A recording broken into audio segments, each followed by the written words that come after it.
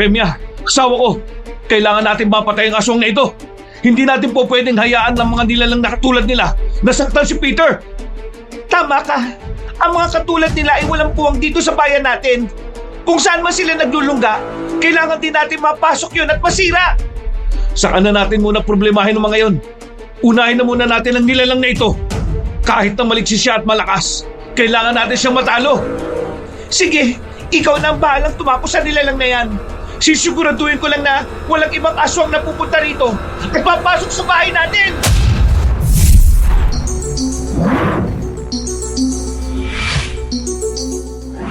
Kapanong version 2.0. Halika, manood ka na. Babala, ang pagnanakaw ng video o nilalaman ito ay isang krimen. Pwede kang makulong ng 3 hanggang 10 taon o pwede kang magbayad ng penalty mula 200,000 hanggang 2 milyon. Igalang ang pag-aali ng iba. Igalang ang batas. Huwag niyong subukan. Pinagpalang araw po sa inyo, Kabanong. Itago niyo na lang ako sa pangalang Rustiko. Ang asawa ko ay tawagin po ninyong Remya. Bali po, simula pagkabata, pareho kaming nagsanay sa pagiging babaylan. Kaya kahit na hindi pa kami nagte-30 anyos noon, biyasa na kami sa mga bagay na may kinalaman sa babaylanismo. Noong mga panahong yon, nasa 8 taong gulang pa lamang ang anak naming si Peter. Dahil sakitin siya, kalimitan, nakakainkwentro kami ng mga nilalang. Isang gabi, inatake kami ng isang aswang kaya nilabanan namin yun. Hanggang sa tuluyan ko siyang mapatay. Muli, ako si Rustiko at ito ang aking kwento. Pero mga kabangers at mga kayanggaw, kung bago pa lang po kayo sa ating channel at mahilig po kayo sa mga ganitong kwentong katatakutan, kung maaari pindutin nyo ang subscribe button, pati na rin po ang notification bell para lagi po kayong nanonotify pag meron po tayong mga ganitong klase ng kwento. At kung nagustuhan nyo naman po yung kwento natin, pakipindot na lang rin po yung like button at pakishare na rin po para mas marami tayong mayanggaw ng mga bagong kabangers. Mag-comment na rin po tayo sa baba ng inyong mga saloobin. Ngayon, sa ating pagpapatuloy. Oh, kumusta? Napatay mo na ba yung aswang na yon? Oo, Remya. Naitapon ko na rin sa ilog yung katawan niya. Sigurado ko na hindi na siya makakabalik pa. Sana nga. Sana.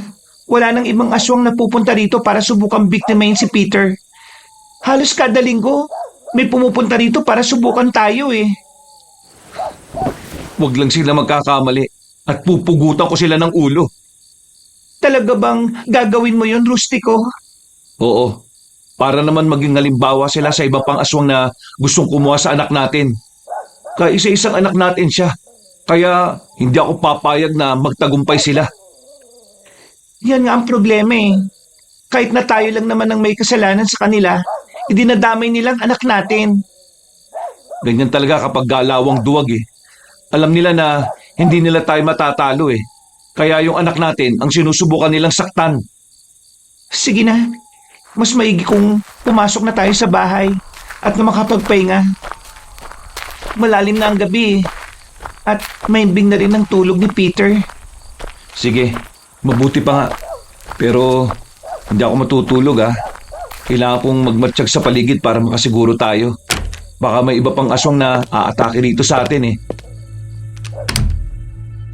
Nang makapasok kami sa bahay, sinigurado ko na nakasara ng maayos ang lahat ng mga bintana at pintuan namin. Agad namang nakatulog ang asawa ko. Ako naman, minabuti kong makiramdam na muna sa paligid para makatiyak na hindi na manganganib pa ang anak namin. Kalaunan, nang marinig ko na ang sunod-sunod na tilaok ng manok, nagpasya na rin akong umidlip na. Kinabukasan, "Oh, Peter anak, bakit parang matamlay ka yata? Meron ka bang problema?" Wala naman po, Tay. Ewan ko nga po ba. Para po kasing lalagnatin ako eh. Nananakit po yung mga kalamnan ko, Tay. Huwag mo nang hayaan na lumala ang nararamdaman mo, anak. Mamaya, pagkatapos nating kumain, maglalaga ako ng gamot para sa'yo. Huwag kang magpapatalo sa sakit, ha? Napakahirap kapag dapuan ka niyan. Opo, Nay. Huwag po kayong mag-alala. Makakaya ko naman po ito siguro. Isa pa po palang nararamdaman ko. Para po kong inaantok palagi. Parang gusto ko pong matulog. Kung gusto ng katawan mong magpahinga anak, huwag mong pigilan. Mas mabuti nga kung mahaba ang oras na tinutulog mo para naman mas mabilis kang lumaki. Tama ang tatay mo. Basta, kung may iba ka pang nararamdaman, huwag ka magdadalawang isip na sabihin kagad sa akin yun, ha? Opo, Inay. Magmula noon, napansin namin na parang mas naging matamlay si Peter. Madalas na rin siyang humihikab at kahit nakagigising pa lang niya, parang gusto niyang matulog ulit. Naisip namin na baka likas lang yun sa kanya, kaya hindi kami gaanong nabahala. Isang umaga, dahil naging mas malala ang sitwasyon niya, tinawas namin yun. Ngunit wala kaming makitang sanhi ng pagkakasakit niya. Pareho kaming nagtaka ni Remya dahil blanco ang lumalabas sa pagtatawas namin. Diyos ko, Rustico. Hindi maganda ang tungkol sa anak natin. Parang kakaibang sakit niya. Hindi ko matukoy kung anong pinagmumulan nun eh. Ako nga rin, Remya. Kahit anong paraan ang gawin ko, hindi ko malaman kung anong sanhi nun eh. Bakit kaya hindi siya nagigising? May pulso naman siya at tumitubok din ang puso niya. Yan nga rin ang ipinagtataka ko eh. Hindi kaya may ginagawa ang mga nakalaban natin mga aswang? Baka may kinalaman sila rito. Kapag napatunayan kong meron nga silang kinalaman humanda sila. Hindi ko sila mapapatawad sa ginagawa nilang ito. Ako rin, Rustico. Gagawin ko ang lahat para galingin si Peter. Mapalagot kung sino man ang gumawa nito sa kanya. Limitado ang kalaman natin sa ganyang karamdaman Kailangan natin maghanap ng mas magaling sa atin. Kailangan makahanap tayo ng gamot para magising ng anak natin. Tama ka, Rustico. Kailangan na magamot kagad natin ang anak natin. Baka mahuli pa ang lahat at wala siya sa atin. Dulot ng pangamba namin, nagtanong-tanong kami kung sino ang may alam sa mga taong pwedeng makatulong sa amin. Kalaunan, nakarating kami sa isang baryo at nakausap namin ang isang lalaki na nagngangalang Mang Domingo. Ayon sa kanya, alalay siya ng isang ermitanyo at malaki ang posibilidad na alam noon ang gamot sa sakit ng anak namin. Kahit na mga babay lang kayo, kailangan pa rin ninyong mag-ingat kapag pumunta kayo ron sa bundok na tinitirhan ng ermitanya. Bakit naman po, Mang Domingo? Ano ba ang meron sa bundok na yon? Teka, katabi lang yun ang bundok kung saan kami madalas na nangunguha ng mga halamang gamot Hindi ako sigurado. Pero alam naman natin dito sa probinsya natin, marami ang mga nagkalat na mga aswang. Ang iba sa kanila nakikisalamuha sa mga tao para hindi mapagkabalang aswang. Sa bagay, ay nako, may ilan nga rin mga yumaman na Pero sa palagay nyo, alam kaya ng ermitanyong yun ng gamot para sa anak namin? Hindi ako 100% sigurado. Pero isa siyang ermitanyo Malam, kahit pa paano meron siyang may tuturo sa inyo. Teka. Ano ba ang pangalan ng ermitanyong yon, Mang Domingo? Oo nga ho. Parang ngayon ko lang din nalaman na meron palang ermitanyo sa bundok na yun. Ang sabi-sabi kasi ng mga matatanda nung una, mga masasamang elemento raw ang naninirahan dun Siya si Ka Olgaria. Hindi ko alam kung saan siya nagmula. Pero nang minsang napadpad ako sa bundok na yon, nakilala ko siya at pinagkatiwalaan niya ako. Paano naman kayo napunta ron? Oo nga. Hindi ba delikado ang magpunta ron sa bundok? Sigurado na hindi lang mga masasamang elemento ang naroon. May mga mababangis ding hayop na nakatira roon. Panigurado. Nagkataon lang naman yun na nakahanap ako ng panggatong. Sa bundok na yun takot ang halos karamihan ng mga tao. Kaya naisip ko na marami ako makukuha panggatong doon. At hindi naman ako nabigo. Teka, paano ba namin siya makikilala?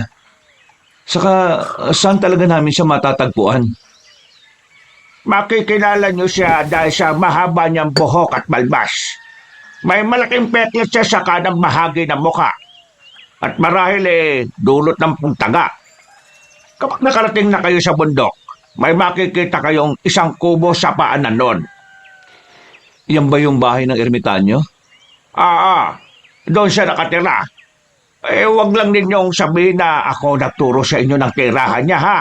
Basta, kayo na ang dumiskarte ron. Sige ho. Maraming salamat ho, Mang Domingo. Walang anuman. Basta, kung ano man ang kailangan ninyo, puntahan lang ninyo ako rito. Nakahanda akong tumulong sa inyo. Maraming salamat, Mang Domingo. Paano po? Mauna na po kami sa inyo. Sige. Basta, kung ako sa inyo, huwag kayong pupunta sa bundok na yun ng gabi, ha? Delikado. Hindi natin alam kung ano ang posible ninyong makasagupa. Saka, pumunta lang kayo ron kapag Martes o Biyernes. Sige ho, Mang Domingo. Maraming salamat ho. Nang mga panahong yon, nagpasya kami ni Remya na umuwi na muna sa bahay namin dahil malapit nang magtakip silim at araw ng Miyerkules noon. Nagkasundo kaming sa Biyernes na kami aalis para pumunta sa bundok. Pagka-uwi namin sa bahay, ibinalita sa amin ng nakababatang kapatid ni Remya na hindi pa rin nagigising si Peter. Ang mas ikinababahala pa namin noon ay unti-unti nang humihina ang pulso niya, saka ang tibok ng kanyang puso. Mukhang di na maganda ang kalagayan ng anak natin, ha. Hindi na ako makapaghintay na dumating ang araw ng Biyernes. Ako nga rin. Sa ilang araw na hindi tayo kikilos. Marami ang posibleng mangyari. Parang gusto ko nang umalis para punta ng ermitanyong yon. Ano kaya kung umalis na lang tayo? Kailangan maagapan natin ang kalagayan ni Peter. Kailangan makahanap kaagad tayo ng magiging gamot. Ayaw mawala ang anak natin. Sige, aalis na lang tayo ngayon. Ano naman kung malapit ng gumabi? At hindi ngayong araw ang Martes o Biyernes? Wala namang sinabi si Mang Domingo na posibleng rason kung bakit tayo dapat pumunta ron eh. Sige, mas maigi pa kung aalis na nga tayo ngayon. Magdala na lang tayo ng kanya-kanyang itak. Kailangan nakahanda tayo sa kung ano mang posibleng mangyari, Remya. Tama ka, Rustico. Kapag hindi tayo nakapaganda, baka lalo tayong mabigo sa pakay natin ron. Saka, totoong sinasabi ni Mang Domingo. Sana, totoong sinasabi ni Mang Domingo. Sana, makatulong sa atin ang ermitanyong yon. Sana nga, Remya. O sige na, kailangan na makaalis tayo. Maliwanag naman ang buwan eh. Panigurado na hindi tayo mahihirapan sa pagbaybay ng daan papunta ron. Oo nga, pero magdala na rin tayo ng gasera. Pwede rin natin gawing sandatan yun laban sa mga nilalang na may balak na umatake sa atin. Ikaw ang bahala kung yan ang gusto mo, mahal. Sige. Kumuha kami ng kanya-kanyang itak. Dahil maliwanag naman ang buwan, hindi na kami nagdala pa ng gasera. Nagpaalam kami sa nakababatang kapatid ni Remya. At noon din, umalis kami para pumunta sa bundok na sinasabi ni Mang Domingo. Kahit pa na hindi kami gaanong sigurado sa gagawin namin, minabuti naming sumugal para sa nag-iisa naming anak. Habang naglalakad, hindi namin maiwasan na magkwentuhan patungkol sa taong pinagtanungan namin at maging sa posibleng kahihinatnan ng gagawin namin. Alam mo, Remya, ewan ko lang kung ako lang ang nakapansin na parang may kakaiba sa kilos ni Mang Domingo no? Ano bang ibig mong sabihin, Rustico? Parang wala namang mali sa kanya. Magiliw nga niya tayong tinanggap sa bahay niya, di ba? Hindi. Parang may kakaiba talaga eh. Ang mga mata niya, parang may kung anong ipinapahiwatig. Saka, parang may masama siyang pinaplano sa atin eh. Eh ano naman kaya ang paplanuhin niya laban sa atin? Naging mabait nga siya sa atin eh. Basta, mas mabuti kung maging handa na lang tayo palagi. Kahit na tinulungan niya tayo, wala tayong dapat na pagkatiwalaan maliban sa isa't isa. Sige, kahit ng ermitanyong pupuntahan natin, hindi natin alam kung mabuti siya o masama. Tama ka, Remya. Tutulungan man niya tayo o hindi natin alam kung ano ang kulay ng budhi niya. Pero kailangan pa rin natin siyang kilatisin. Mahirap magtiwala sa tao na hindi pa natin gaanong kilala. Bahala na. Ang importante, maililigtas natin si Peter. Yan ang pinaka-importante sa lahat ng bagay. Dapat nango ako sa asawa ko bilang tugon. Noon din, ipinagpatuloy namin ang paglalakad hanggang sa makalayo na kami sa sentro ng baryo namin. Dahil wala nang ganong kabahayan, nakiramdam ako sa paligid habang naglalakad. Nang makarating na kami sa kasunod na baryo, nakaramdam na ako ng kakaiba. Parang may mga matang nakasunod sa amin.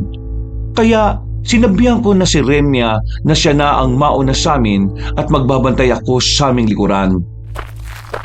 Rustico, may nakikita kong 4 na mapupulang mga mata sa hindi kalayuan. Nagpapalipat-lipat sila. Kung hindi ako nagkakamali, mga aswang yan. Maganda ka. Hindi natin alam kung ano ang pakay nila sa atin eh. Sige, yan nga rin ang hinala ko eh. Kung aatake sila, wala tayong magagawa kung hindi ang labanan sila. Makakaya naman natin ang mga yan eh. Isang malaking pagkakamali ang gagawin nila kung sakali man na harapin nila tayo at atakihin. Sige na, magpatuloy na tayo sa paglalakad at magkunwari na lamang muna tayong hindi natin sila nakikita. Sige, Rustico. Yan ang gagawin natin. Hinugot namin ni Remya ang mga itak namin sa kakalmadong naglakad. Makalipas lang ang ilang sandali, tumigil ang 2 nilalang sa mismong daanan namin. Napailing ako at muling nagpaalala sa asawa ko na kailangan naming mag-ingat. Napailing naman ang 2 aswang habang nakatayo at naghihintay sa amin na makalapit. Nandiyan na sila, Rustico. Tama ang hinala natin. Mga aswang sila. Kailangan malaman natin kung ano talaga ang pakay nila sa atin. Huwag na tayo mag-aksaya pa ng oras sa kanila. Kapag umatake sila, labanan na lang natin sila at patayin. Sa bagay, wala rin namang saysay ang mga dahilan nila. Ang importante, makarating kagad tayo sa tirahan ng ermitanyo. Kailangang makahingi kagad tayo ng tulong para magamot ang anak natin. Oo, Remya. Yan ang dapat na prioridad natin. Kaya tara na. Kung magdadalawang isip silang sumugod sa atin tayo ang aatake sa kanila. Kung yan ang gusto mo, sige, yan ang gagawin natin, Rustico. Mas binilisan namin ang paglalakad hanggang sa mapansin kami ng 2 aswang. Muli silang napaangil. At ng panahong yon, sinalubong nila kami ni Remya. Hindi naman kami natinag sa kanila at sinikap namin silang labanan ng mabilisan. Kahit na maliksi sila at malalakas, hindi yun naging alintana sa amin para masugatan sila. Dahil sa husay namin ng asawa ko sa paggamit ng itak, nagawa namin silang pabagsakin. Sinubukan pa nilang bumangon ulit pero tinaga namin sila sa leeg para tuluyan ng mamatay. Yan ang dapat sa kanila. Buong akala ko, mga malalakas sila. Kung sino man ang nagpadala sa kanila, sigurado na gusto nila tayong antalain. Malamang isa sa mga nakalaban natin dati ang siyang nag-utos sa 2 yan eh. Kung sino man siya, siguradong gusto niyang maghiganti sa atin. O baka naman, kung gusto lang niyang maantala tayo. Hindi kaya ang mismo nag-utos sa 2 aswang nito siyang nagbigay ng sakit kay Peter? Oo nga no. Posible na siya nga. Tara, bilisan natin. Kapag nakarating na tayo sa paanan ng bundok, susubukan natin usisayin ng ermitanyo. At baka may paraan siya para malaman kung sino yon. Sige, mas mabuti pa nga. Sana nga may alam siyang paraan. Kapag kasi hindi natin alam kung sino ang nagbigay ng ganoong karamdaman sa anak natin, panigurado na magkakaroon pa siya ng pagkakataong ulitin ang ginawa niya eh. Kapag nakuha na natin ang halamang gamot na kailangan natin, kung nasisiguro na natin na mapapagaling yun si Peter, tutugisin natin kung sino man yung may pakana ng pagkakasakit niya. Sige, yan ang gagawin natin. Iniwan namin ni Remya ang bangkay ng 2 aswang. Napatitig ako sa malayo at nang natanaw ko na ang bundok, naisip kong iilang baryo na lang ang kailangan naming daanan. Mas binilisan namin ng asawa ko ang paglalakad para mas madali kaming makarating sa paanan ng bundok. Nang mapadaan kami sa isang baryo, napansin naming sobrang tahimik doon at nakasara na ang bintana at pinto. Naisip namin na baka yun ang nakasanayan nila, kaya hindi na kami nag-alala pa. Malapit na tayo sa bundok na tinutukoy ni Mang Domingo. Ayun ang isa pang bundok na madalas natin puntahan para mangalap ng mga halamang gamot. Oo, Remya, yan na nga yun. Pero parang iba ang pakiramdam ko sa ihip ng hangin eh. Parang nagbibigay ng babala sa akin. Ano kaya ang ibig sabihin yan? Baka may mga nagkalat na mga masasamang elemento riyan ah. Kailangan maging maingat tayo. May hinala ako na mga aswang ang nariyan. Malansa ang samyo ng hangin eh. Parang hasang ng isda. Naamoy ko nga rin. Kung talaga mga aswang ang mga yan, baka yan pang tinutukoy ni Mang Domingo na posible nating kaharapin. Siguro nga. Pero gagawa tayo ng paraan para hindi nila tayo makita. Kailangang diretso tayo makakarating sa bahay ng ermitanyo. Paano kung ang ermitanyong yun pala ang siyang mag-aalaga sa mga aswang na nariyan? Bahala na. Kung aatake sila, wala na tayong magagawa. Kung hindi ang lumaban. Basta, hanggat maaari, umiwas tayo sa kanila. Sige, nandito naman tayo para humingi ng tulong eh. Hindi tayo nagpunta rito para makipag-away sa mga aswang na yan. Noong mga sandaling yon, nakaramdam na ako ng kakaiba. Ganun pa man, hindi ko na ipinaliwanag ng gusto sa asawa ko kung ano ang nasa isipan ko. Dumiretso kami sa paanan ng bundok. At nang naroon na kami, nakumpirma namin na doon nga nagmumula ang malansang amoy na tinatangay ng hangin. Dahil kakahuyan ang bahaging pinasukan namin, medyo nahirapan kami sa pagtunto ng bahay ng ermitanyo. Ayun, may nakita akong daan. Baka yun yung papunta sa bahay ng ermitanyo. Mukhang wala nang ibang landas dito eh. Subukan na lang muna natin. Sige, mas mabuti pa nga. Kailangan mahanap natin ang bahay niya eh. Bago pa man mapansin ng mga aswang ang presensya natin dito. Oo nga. Baka mas maantala pa tayo kung nagkataon. O sige na, baybayin na natin ang daan na yan. Maging alerto ka lang ha. Dahil hindi natin alam kung ano ang nakabang sa atin dito. Huwag ka mag-alala. Kanina ko pa hawak ang itak ko. Nakaanda ako sa kung ano mang posibleng mangyari. Mabuti naman kung ganon. Ipagdasal mo na lang na sana tama ang landas na tinatahak natin. Kahit na hindi kami sigurado sa daan na tatahakin namin, nagpatuloy pa rin kami sa paglalakad. Umasa na lang kami na sana ang landas na yon ang maghahatid sa amin papunta sa bahay ng ermitanyo. Nasa kalagitnaan kami ng paglalakad nang may marinig kami mga yabag ng paa. Sinipat namin ang buong paligid hanggang sa may mapansin kaming figura na nakatayo sa hindi kalayuan. Sinubukan ko pa siyang tawagin upang sana'y tanungin. Pero bigla siyang umalis at sumuot sa mas masukal na parte. Rustico, pabayaan na lang natin ang taong yan. Baka nagkukunwaring tao lang yan para mailigaw tayo eh. Yan nga ang naisip ko eh. O sige na, huwag na natin siyang pansinin. Baka masamang elemento lang naman yun eh. Magpatuloy na lang tayo. Baka sakaling nasa dulo ng dang ito yung kuta. Oo nga, sana nandun na yung bahay niya. Kailangan natin makauwi kagad para mapagaling na ang anak natin. Manalig lang tayo. Hindi tayo pababayaan na may kapal. Malaki ang tiwala ko na gagabayan niya tayo para malaman at makakuha ng gamot para kay Peter. Huwag ka mag-alala. Buo naman ang tiwala ko sa kanya eh. Alam ko na hindi niya tayo pababayaan. Malinis ang hangarin natin sa pagpunta rito. Oo nga. Saka kung may haharang man sa atin, kasalanan na nila yun kung mamamatay sila. Dedepensahan lang natin ang sarili natin kung nagkataon. Dahil sa pagkukwentuhan namin, hindi namin namalaya na malayo na pala ang nilakad namin. Pareho kaming napahinto ni Remya nang may makita kaming nagsasangang daan. Saglit kaming napaisip kung saan kami dadaan. Nang may marinig kaming kalusko sa hindi kalayuan, nagkasundo kaming yun ang daan na siyang babaybayin namin. Habang nasa ganoong sitwasyon, naging panay ang linga ko. Sa takot na baka may mga aswangang umatake sa amin. Walang ano-ano.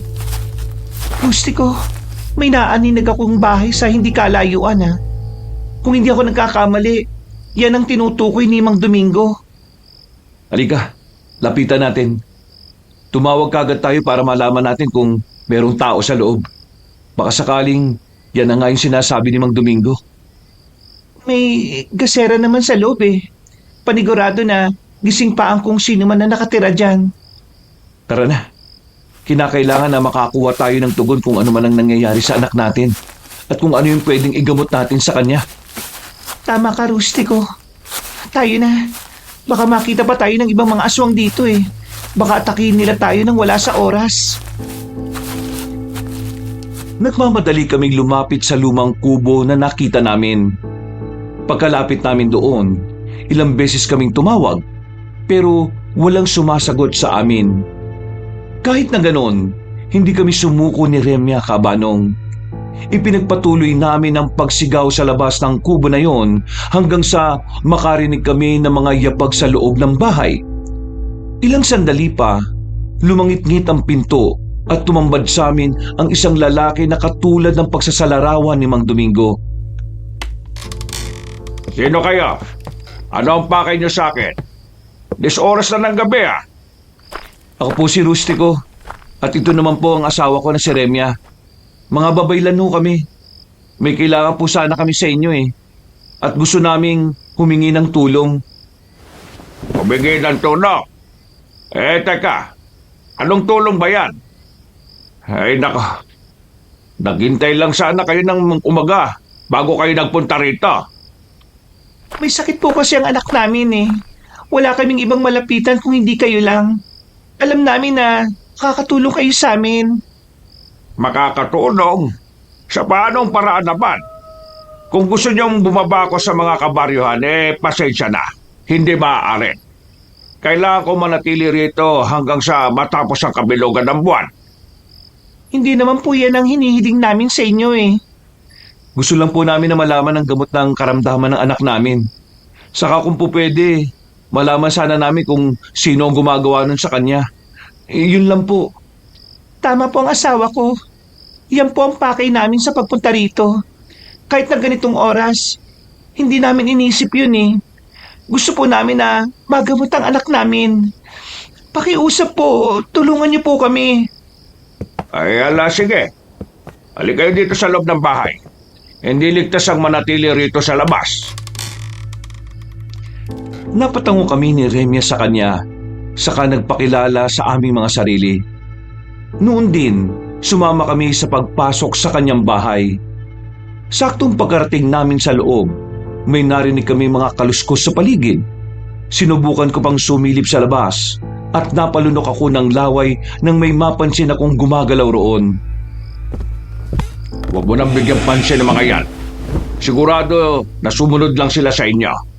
Baka nga alam talaga nila na papunta kayo rito eh. Alam nila, paano naman po nangyari yun?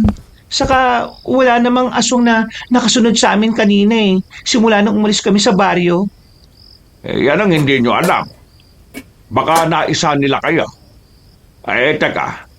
Sino ba nagpapunta sa inyo rito? Sino ang nagturo sa inyo ng tirahan ko? Hindi po namin siya kakilala eh. Kasi nung nagtanong-tanong kami sa mga karatig baryo namin, kayo po ang tinuro. Oo nga po. Nang sabihin niya sa amin ang lokasyon niyo, at kung sino kayo, agad din kaming umalis. Hindi na nga namin nalaman kung anong pangalan niya eh. Ay nako, kung sino man siya, sigurado nakakilala ko siya. Hindi na bale. Sige na. Una ko munang gagawin tatawasin ko ang anak ninyo. Baka sakaling masilip natin kung sino ang tumatrabaho sa anak ninyo. Sige po, maraming salamat po. Agad na inihanda ng ermitanyo ang mga gamit niya sa pagtatawas. Hindi ko na rin inalis ang pansin ko sa palangganang may tubig kung saan niya ipapatak ang tinunaw niyang kandila. Makalipas ang ilang sandali, may namuunang porma sa nakalutang na kandila. Nang matapos na siya sa pagpapatak noon, kinuha niya ang tinunaw na kandila na nakalutang sa tubig. Tiningnan niya yon at napansin namin na nakakunot ang noo ng ermitanyo. Bakit po, Ka Olgario? Ano bang nakikita niyo sa kandilang yan? Parang wala akong makita eh. Ako rin. Wala akong makita kung hindi madilim na paligid. Kung hindi ako nagkakamali may kalaman sa pagtatago ang gumawa nito sa anak ninyo. Base sa nakikita ko, may masamang binabalak ang gumawa nito. At malamang, nagkataon lang na ang anak ninyo ang napagdiskitahan niya. Ano po ang kailangan namin gawin para makita ang nagbigay ng sakit sa anak namin? At saka, ano po pwede naming igabot sa kanya? Kailangan subukan ko ulit sa mga susunod na araw. Baka nagkataon na nakapag-usal ng panaklob ang tumatrabaho sa anak ninyo. Susubukan ko ulit sa susunod na pagkakataon. Sige po. Paano po yan? Babalik po kami rito sa inyo? Sandali po, Ka Olgario. Sino naman kaya ang may lakas ng loob para gawin ang bagay na yan? Mga babay lang kami. At kung masama ang pakay nila, dapat silang matakot. Base sa mga ipinapakita niyang palatandaan bago pa man siya magkaganon, may isang aswang na nagkaroon ng karunungan galing sa kaliwa. Malakas ang kutob ko na gagamitin niya ang anak ninyo para sa pansarili niyang interes. Gagamitin sa pansariling interes? Ano naman kaya yun? Baka naman gusto niyang magkaroon pa ng mas malalim na kaalaman. O baka magagamit niya ang bata para sa pagkuha ng kapangyarihan. Yan ang hindi ko papayagang mangyari. Kung sino man siya, kailangan mapigilan ko siya. Pagbabayarin ko siya sa ginawa niya kay Peter. Ka Olgario, alam po ba ninyo kung ano ang pwede naming igamot sa anak namin? Kahit po para lang magising siya. Habang nagpapalakas po siya pwede po namin hanapin kung sino ang gumawa nun sa kanya. Kinalulungkot ko. Pero hindi ko kayo matutulungan. Masyadong madilim ang nakikita ko sa tawas. At dahil doon, hindi ko alam kung ano po pwedeng igamot sa anak ninyo. Mas mabuting kung ngayon pa lang, umalis na lang kayo sa baryo ninyo. Hindi po ako papayag sa suwestyon ninyo. Doon na kami lumaki sa baryong yun At napamahal na sa amin yun. Isa pa, sayang ang mga lupang sinasaka namin kung aalis lang kami ron. Huwag kayong mag-alala. Gagawa kami ng paraan para malaman kung anong rason ng pagkakasakit niya. At kung anong po pwedeng igamot. Sige po, Ka Olgario. Kung wala din naman po pala kayong may tutulong sa amin, mas mabuti po kung aalis na lang kami. Maraming salamat na lang po at pasensya na sa abala. Mauna na po kami, Ka Olgario. Noon din, nagsimula na kami sa paglalakad ni Remya. Napapailing pa ako noon, Kaabanong, at napapaisip na nabigo kami. Dahil wala namang nagawa ang ermitanyo. Sinabihan ko pa ang asawa ko na maghahanap na lang kami ng iba pang mapagtatanungan para magamot namin ang anak namin. Nang nakailang hakbang na kami mula nang kababa sa bahay niya, bigla niya kaming tinawag. Napahinto naman kami ni Remya. Saka napalingon sa kanya. Tinawag niya kami kaya nagpasya kaming bumalik. Nasa tapat na kami ng pintuan niya. Nakita kong may hawak siyang isang garapon, kaya napakunot noo ko noon. Bakit po, Ka Olgario? May kailangan pa po ba kayo? Hindi ako sigurado sa magiging pasya kong ito. Pero gustong gusto ko kayong tulungan. May kakilala akong ermitanyo na mas malaki ang posibilidad na may alam na gamot para sa anak ninyo. Sino po? Saan namin siya matatagpuan? Baka sakali ho na makatulong nga siya sa amin. Hindi ako kampante na papuntahin kayo sa kanya. Hindi natin alam kung ano ang pwede niyang maging reaksyon. Bakit naman po? Ano po bang meron sa ermitanyong yon? Ang tinutukoy kong ermitanyo ay si Tandang Mamerto. Isa siyang itimang ermitanyo. At kadalasan, mga aswang ang lumalapit sa kanya. Para po saan pa na lumalapit sila sa isang ermitanyo? Mga aswang sila. May taglay na silang kapangyarihan. Kapag meron ka ng bertud, gugustuhin mo pa rin makakuha ng karagdagan pa. Pumupunta sila kay Tandang Mamerto para humingi ng payo upang madagdagan pa ang kakayahan nila. Paano nyo naman po nakilalang ermitanyong yon? Huwag po nyong sabihin na magkakampi kayo. Hindi kami magkakampi. Ang totoo niyan matagal na kaming merong alitan. Hindi tumutugma ang paniniwala niya sa amin. Ayaw ko sa mga prinsipyo niya. Para sa akin, hindi dapat tinutulungan ng mga aswang at ang iba pang masasamang elemento. Sa bagay, may punto naman kayo, Ka Olgario. Kung ako rin ang nasa posisyon ninyo, kakalabanin ko rin siya. Kahit kailan hindi ako papayag na manalo ang kasamaan sa kabutihan. Pero iba ang sitwasyon natin ngayon. Kailangan natin iligtas ang anak ninyo. Wala na akong ibang alam na mas magaling kaysa sa akin, siya lang. Kaya ito, gusto kong dalhin nyo to sa kanya. Ano po ba yung nasa garapon? Ito ang pinatuyong puso ng isang pambihirang usa. Ibinigay ito sa akin ng isa kong kaibigan. Paano naman po kami makakasiguro na kakainin niya ang pusong yan? Baka alam niya kung saan namin nakuha yan. Huwag niyong sabihin na sa akin yung nakuha yan. Magday lang kayo at gamitin niyo ang pagiging babaylan ninyo. Sige po, kami na ang bahala riyan. Pero sigurado po ba na may tuturo siyang halamang gamot sa amin? Baka ho, mabigulang kami uli. Saka mga aswang ang lumalapit sa kanya. Hindi kaya delikado kami ron? Baka may nakaabang pala sa pagdating namin. Yan ang dahilan kung bakit nagdadalawang isip ako. Pero kailangan nyo makahanap ng lunas sa sakit ng anak ninyo Yan lang ang paraan na alam ko. Mga babaylan naman kayo Alam ko na makakaya nyong labanan yung mga aswang na aatake sa inyo.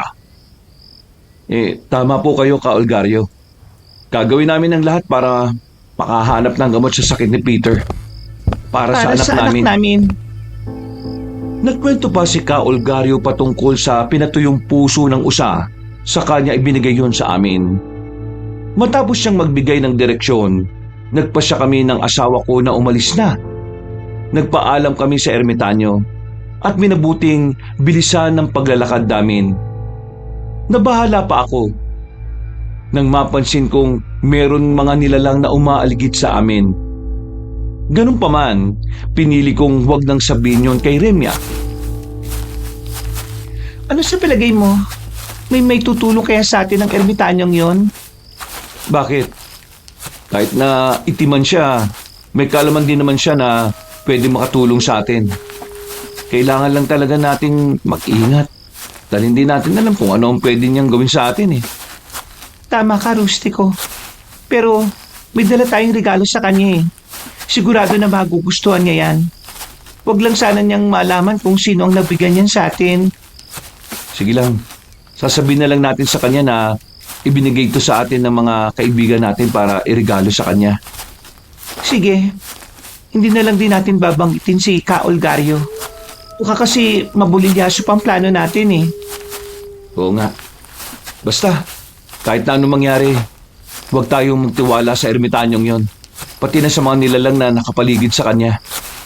Sige, Rustico. maganda na rin tayo, baka hindi magustuhan ni Tandang Mamerto ang puso na nasa garapong ito. Sige na. Kailangan natin makarating tayo sa bundok na katapat nito. Hindi ko akalain na sa bundok na yun pala nagkukutang itimang ermitanyo na madalas lapitan ng mga aswang. Oo nga eh. Hindi rin ako makapaniwala na doon siya naglulungga. Doon tayo nangunguha ng mga halamang gamot, diba? Ni minsan, hindi mo lang natin siya nakita. Oo nga eh. Pero malakas ang kutob ko na nakikita niya tayo kapag pumupunta tayo ron. Ginagamit lang siguro niya ang kakayahan niya para magkaroon ng tagabulag. Mas mabuti nga kung ganon, di ba? Hindi na siya maninibago sa atin. Hindi na ako nakasagot pa kay Remya. Dahil pabalik kami sa dinaanan namin, naging alerto ko sa paligid. Nang makaramdam ako ng kakaiba, agad kong sinabi yon sa asawa ko. Sa kabutihang palad, nakababa kami sa nasabing bundok nang wala man lang mga aswang na sumalubong at tumarang sa amin. Dahil nagmamadali kami, dumiretso kami sa paanan ng kabilang bundok. Mabuti na lang talaga kabisado natin ang bundok. Kahit papano, hindi tayo mahirapan sa paghanap sa kuweba ng ermitanyo. Oo, kabisado natin ang bundok. Pero hindi natin alam kung saan talaga ang kuweba niya eh. Sinabi nga sa atin ni Ka Olgario na sa kuweba nakatira ang ermitanyo. Pero hindi naman niya sinabi sa atin kung saan banda ang kuweba na yon. Yan ang malaking problema natin sa ngayon. Hindi pa natin alam kung saan talaga siya nagkukuta. Ilang beses na tayong bumalik sa bundok na yun pero wala naman tayong napansing kuweba, hindi ba? Oo nga eh. Pero, teka. May naisip ako eh. At ano naman yon, Rustico? Ano kaya kung matyagan natin ang paligid? Baka may aswang na nasa paligid at pupunta siya sa kuweba ni Tandang Mamerto. Di sundan natin yun para makausap natin ang ermitanyo. Magaling yung naisip mo ah. Sige, yan ang gagawin natin. Kailangan lang natin magtago ng maigi. Umusal na lang tayo ng dasal para magkaroon tayo ng tagabulag. Mas mabuti nga yan para hindi tayo mahirapan sa pagtatago. Saka hindi rin nila tayo mapansin. Nasa kalagitnaan na kami ng pagbaybay ng daanan namin nang may mapansin kaming gumagalaw sa hindi kalayuan. Naging iba ang pakiramdam ko, kaya minabuti kong ihanda ng itak ko. Nasa ganong sitwasyon kami ng asawa ko nang makarinig kami ng pag-angil. Uminit ang bato ko at ang mga tenga ko, kaya kinutuban ako ng hindi maganda. Kabababa pa lang natin sa isang bundok at hindi pa nga tayo nakakapagsimulang umakit sa pupuntahan natin eh. May mga nilalang na kagad na gustong umatake sa atin. Oo nga, Rustico.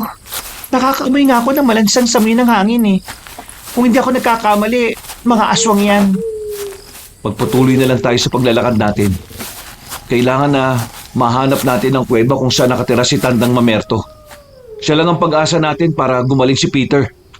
Tama ka, Rustico. Hindi dapat natin sinusukuan ang kalagayan ng anak natin. Kahit sa ang lupalo pa ng mundo, kailangan nating mahanap ang lunas para sa kanya. O sige na. Kailangan na hindi tayo titigil. Mga aswang lang yan. At hindi nila tayo mapipigilan sa kagustuhan natin. Makakaharap natin si Tandang Mamerto. Tara na. Sige, Rustico. Bilisan natin para mahanap ang kuweba ng ermitanyong yon. Nakailang hakbang pa lang kami ni Remya nang may napansin kaming papalapit sa amin. Iginala ko ang paningin ko sa paligid at napagtanto kong may mga aswang na papasugod sa amin. Magsasalita pa sana ako pero naging mabilis ang paggalaw nila. Sa ilang segundo lang, nakalapit na sila sa amin. Kaya minabuti namin ang asawa ko na labanan ang mga nilalang na yon. Kalaunan, nagawa naming mapatay ang lahat ng mga aswang doon. Magpapatuloy na sana kami sa paglalakad ni Remya nang mapansin namin na meron pang isang aswang na papalapit sa amin. Malamang, siya ang pinuno ng mga aswang na napatay natin. Tama nga si Mang Domingo. May mga aswang ang gumagala rito. Ano na ngayon ang gagawin natin? Iisang aswang na lang ang natira. Patay na ang lahat ng mga nilalang na gustong umatake sa atin. Kinakailangan na malabanan natin siya at mapatay. Baka nagsumbong pa siya sa iba niyang kauri eh. Yan ang di natin papayagan. Nagkamali siya na sinusubukan niya tayong pigilan. Ala sige, dito ka lang at ako nang haharap sa kanya. Sigurado ka ba sa pasya mo, Rustico? Baka matalo ka ng aswang na yan. Kung malakas siya eh. Oo, sigurado ako. Pero kung napapansin mo na matatalo na ako ng aswang na yan ipagpatuloy mo lang mag-isa ang paghahanap sa kuweba ni Tandang Mamerto ha. Kung yan ang gusto mo, sige. Mag-iingat ka, Rustico. Huwag kang pagpayag na matalo lang ng nilalang na yan. Oo, akong bahala. Ibinigay ko ang garapon na may lamang puso saka nagsimulang humakbang palapit sa kinaroroonan ng aswang. Sinalubong niya ako, kaya bagya ko ring itinaas ang kamay kong may hawak ng itak. Saktong pagkalapit niya, buong lakas ko siyang tinaga. Hindi inaasahan ng aswang ang gagawin ko, kaya natamaan ko siya sa leeg. Napaungol siya, at nang bumagsak siya sa lupa, muli siyang naging isang nilalang na puno ng balahibo. Noon din, inibabawang ko siya at sinakal ko siya gamit ang itak ko. Ngayon, aswang, sabihin mo sa akin kung anong pakay mo sa amin. Bakit to kami hinaharang? Wala kami pakialam sa inyo. Hindi dapat kayo nandito sa ganitong oras. Umalis na kayo rito kung hindi. Baka may iba pang nilalang na makapansin sa inyo. Hindi kami aalis dito. Kailangan namin ng tulong ng Tandang Mamerto. Kailangan namin malaman kung anong gamot ang sakit ng anak namin. Nagpapatawa ba kayong dalawa? Ang ermitanyong hinahanap nyo ay hindi nang gagamot. Kung hindi, siya rin ang nagbibigay ng sumpa. Itiman siya at siya ang pinupuntahan ng mga nilalang na gustong magkamit ng kapangyarihan kapalit ng kung anong alay. Kung ganon, nakahanda kami magbigay ng alay sa kanya. Kailangan namin ng tulong niya. Wala kahit na sino o ano ang nakalalapit sa ermitanyong yon nang hindi dumadaan sa akin. Ngayon, sabihin niya kung ano ang alay niyo para sa kanya. Puso ng usana ibinigay sa amin ni Ka Olgario. At bakit? Ano naman ang pakialam mo ron? Hindi yung para sa iyo. Alam ko na hindi yung para sa akin. Pero gusto kong makasiguro sa mga amoy ninyo para kayo mga babaylan, tama? Makapakawala pa kayo ni Olgario at gusto niyang lasunin si Tandang Mamerto. Hindi namin gagawin yon. Nandito kami para humingi ng tulong. At wala kaming intensyong masama sa kanya. Ganon, maaari ko bang matingnan ang sinasabi mong puso? Kailangan kong siguraduhin na wala ang laso ng pagkain kaya alay niyo sa kanya.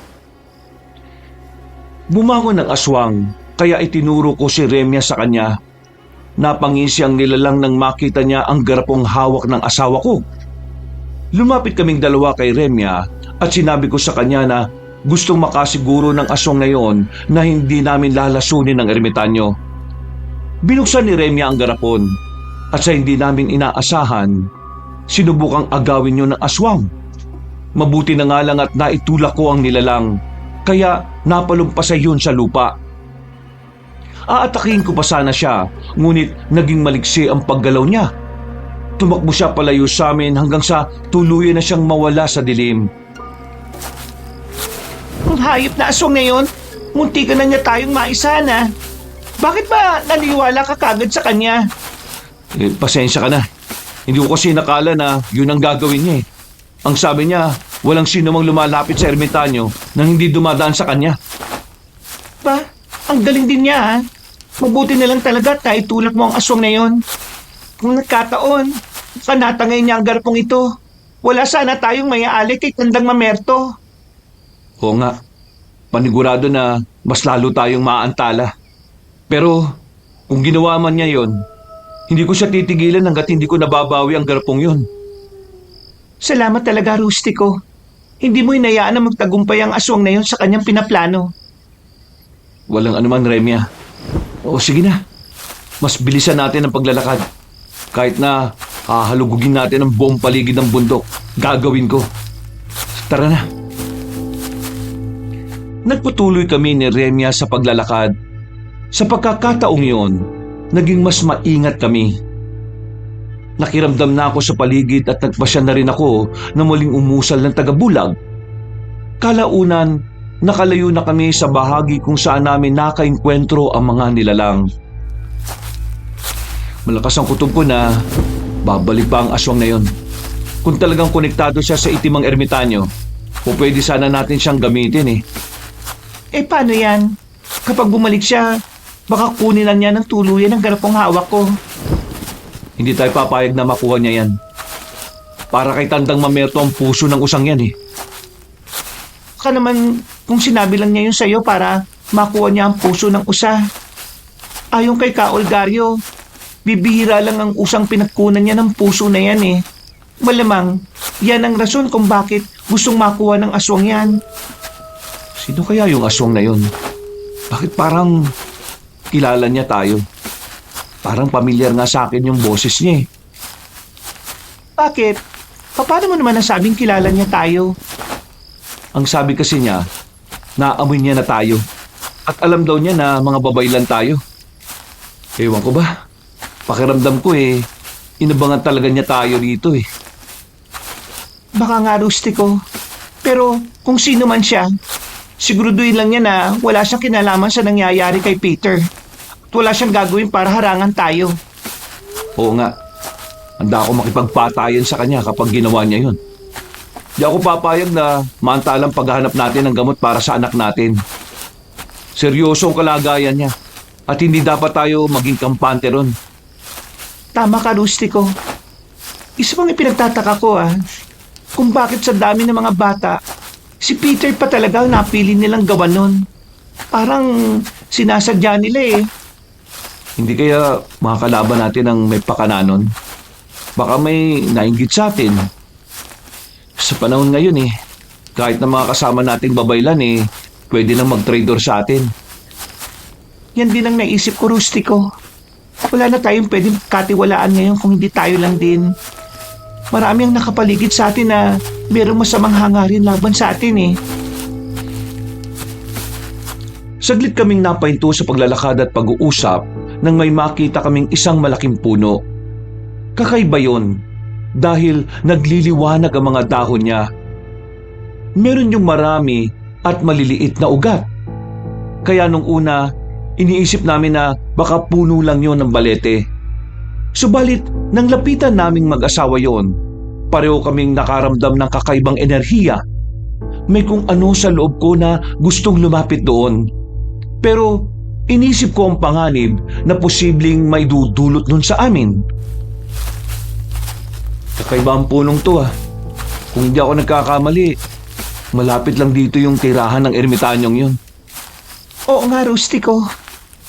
Teka, baka ang punong yan mismo ang lagusan papunta sa tapat ng kuweba niya. At paano mo naman nasabi yun? Kung lagusan nga ang punong yan, edi hindi naman tayo madali makakadaan dyan. Di ba? Hindi naman tayo mga engkanto eh. Oo nga, pero mga babaylan tayo. Tagapamagitan tayo ng ibang mga nilalang sa mga tao. Sundin na lang natin ang ginagawa ng mga nilalang na yon. Baka sakaling magawa rin natin. Sige, ikaw ang bahala. Susubukan nating umikot dyan ng kahit 3 beses. Sana nga totoong sinasabi mo. Sana makita na natin ang kuweba niya. Umikot kami sa nasabing puno ng 3 beses. Naging buo ang paniniwala namin na makikita na namin ang yungib kung saan naninirahan si Tandang Mamerto. Makalipas ang ilang sandali, huminto kami mag-asawa. Iginala namin ang paningin namin sa paligid at nang mangha kami nang makitang nag-iiba na ang kapaligiran. Remya, nagawa natin, mahal. Baka nga nandito nga ang kuweba ni Tandang Mamerto. Halika, hanapin na natin yun para matanong na natin siya tungkol sa naging kalagayan ni Peter. Tayo na. Teka, mukhang hindi pa natin nararating ang bahaging ito ng bundok Magpapatuloy pa ba tayo? Baka isang patibong na palang napasok natin. Anong ibig mong sabihin? Ikaw nga nagsuhestyon na ikutan natin ng punong yun, di ba? Oo nga, pero biglang nag-iba ang kutob ko eh. Pakiramdam ko, may mga aswang na nakamasid sa atin. Aatake kahit na anumang oras. Kumalma ka lang. Wala nang aswang dito. Higit na mapanganib ang kabilang bundok na yun kaysa rito, hindi ba? Tama ka. Pero mukhang naliligaw tayo eh. Baka mamaya, papunta na pala tayo sa kuta ng mga aswang. Huwag ka matakot. Para kay Peter, gagawin natin to. Kung may panganib man na nakaabang sa atin dito, hahanap tayo ng paraan para malustan yun. Susuungin natin yon at mapagtatagumpayan. Sige, may tiwala naman ako sa iyo, Rustico. Alam ko na hindi mo naman ako pababayaan kung sakali naman, mahal. Tama ka riyan, Remya. Gagawin ko ang lahat para sa inyo at para hindi kayo mapahamak. Kaya, sige na. Hagilapin na natin ang kuweba ng ermitanyo. Nagsimula kami maglakad ni Remya dahil hindi pamilyar sa amin ang bahaging yun ng bundok. Naging maingat kami. Naging panay ang lingon ko sa paligid para magawa kong malaman ang bahagi kung saan kami dumaan. Nasa kalagitnaan na kami ng paglalakad namin nang makarinig ako ng kaluskus. Naging iba ang pakiramdam ko. Kaya sumenyas ako kay Remya na huminto na muna kami. Bakit ba? Anong problema? May mga kaluskus na papalapit dito. At iba ang pakiramdam ko. Kung hindi ako nagkakamali, mga aswang na naman yan. Talaga bang hindi nauubos ang aswang dito? Parang buntok na yata to ng mga aswang eh. Yan nga nakapagtataka eh. Nung pumunta tayo rito, hindi pa naman ganito ang aura ng bundok na ito. Hindi kaya nagsimula ang pagkukuta ng mga aswang dito nung nanirahan dito si Tandang Mamerto? Siguro nga. Baka gusto talaga ng mga aswang na yon na maging mas makapangyarihan. Yan ang rason kung bakit dumidikit sila sa nasabing ermitanyo. Nasaan na kaya ang kuweba niya? Ang sabi ni Ka Olgario. Nandito lang yun ah. Gusto lang sana naman natin makahanap ng gamot para kay Peter. Pero pinahihirapan talaga niya tayo. Huwag tayong mawala ng pag-asa. Hanggat hindi pa natin nakikita si Tandang Mamerto at hindi pa tayo nakakakuha ng impormasyon mula sa kanya, may tsansa pa na malaman natin kung anong pwedeng igamot sa anak natin. Magpapatuloy na sana kami sa paglalakad ni Remya, pero nakarinig kami ng mga yabag. Iginala ko ang paningin ko sa paligid at namulagat ang mga mata ko nang makita ang halos 20 nilalang na papalapit sa amin. Nabahala ang asawa ko, pero ipinaalala ko sa kanya ang rason kung bakit naroon kami. Ilang sandali pa, may lumapit ding isang aswang sa amin. Doon ko napagtanto na yun mismo ang aswang na nakalaban ko at muntikan lang na umagaw sa garpong hawak ni Remya. Ano? Huwag niyong sabihin na nakalimutan niyo na kagad ako. Bumalik ako rito para kunin ang pusong nasa loob ng garapon na yan. Hindi to para sa'yo. Para to kay Tandang Mamerto.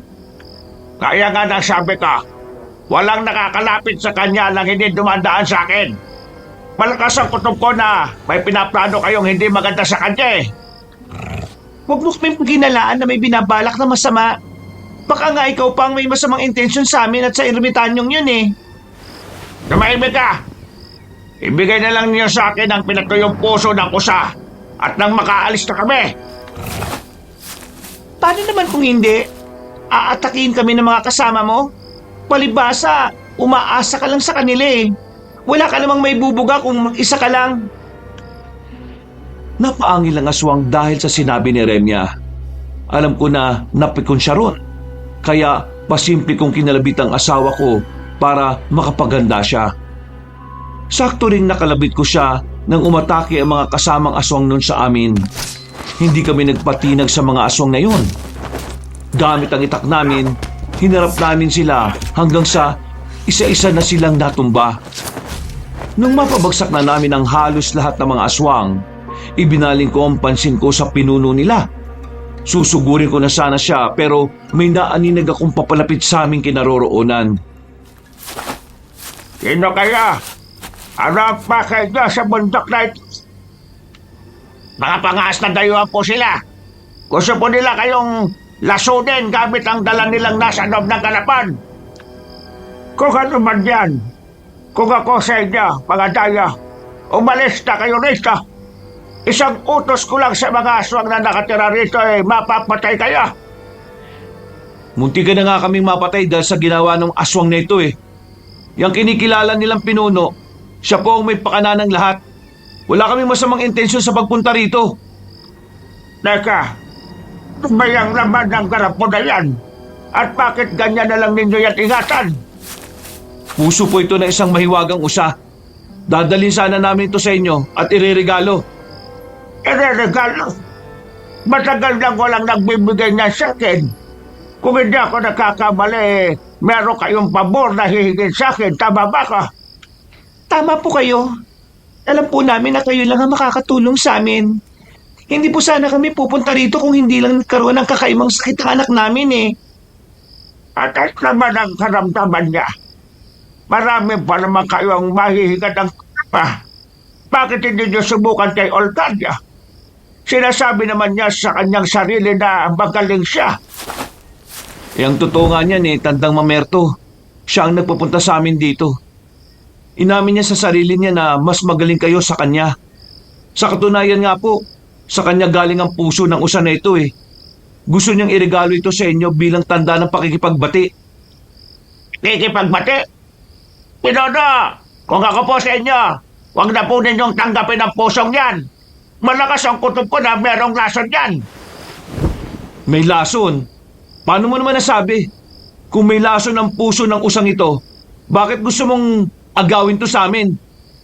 Tandang Mamerto, gustong kunin ng aswang na yan ang regalo namin para sa inyo kanina. Hinarang din po niya kami at sinubukang kalabanin. Totoo ba ang sinasabi ng dalawang ito, Dominga? Huwag kang magsisinungaling sa akin. Alam mo kung gaano ko kamagsik kung nagagalit. Nagsisinungaling po sila, Tandang Mamerto. Ako po ang alalay niyo. Ako po ang dapat niyong pagkatiwalaan. Gusto ko lang pong kunin ang puso ng usa para masiguro na walang lason yan. Sa bagay, may punto ka rin naman.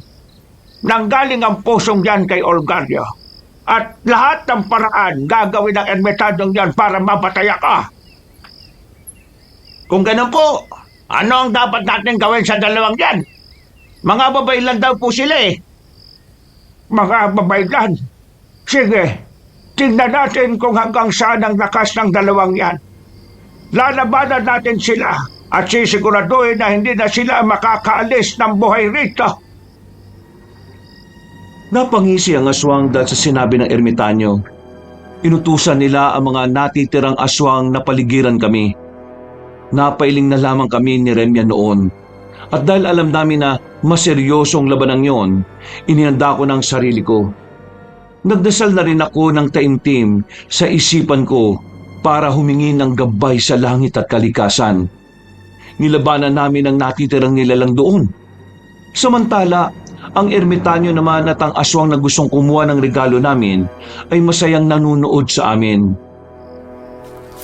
Hindi ko akalain na may makarating na mga babaylan dito ng ganitong oras. Ako nga po, alam ko na may pupuntang mga babaylan dito. Nung nagpunta kasi ako sa kabilang bundok, narinig ko po si Ka Olgario na may kausap. Malakas ang kutob ko na silang dalawa yan. Ano sa palagay mo? Gusto ba talaga akong lasunin ni Olgario? Matagal na nga alita namin, pero ni minsan hindi ko naranasang atakihin niya ng patraidor. Hindi po tayo nakakasiguro, Tandang Mamerto. Mga babae lang kasi ang mga yan eh. At posible na pinadala sila para ubusin tayong lahat. Kung ganon, mabibigo lang sila. At ang kung sino bang nag-utos sa kanila. Ano po ngayon ang plano ninyo, Tandang Mamerto? Papatayin natin sila at pagpipestahan ng kanilang mga laman loob. Kapag ganitong sitwasyon talaga, mas nangingibabaw ang pagiging aswang ko eh. Pero hindi.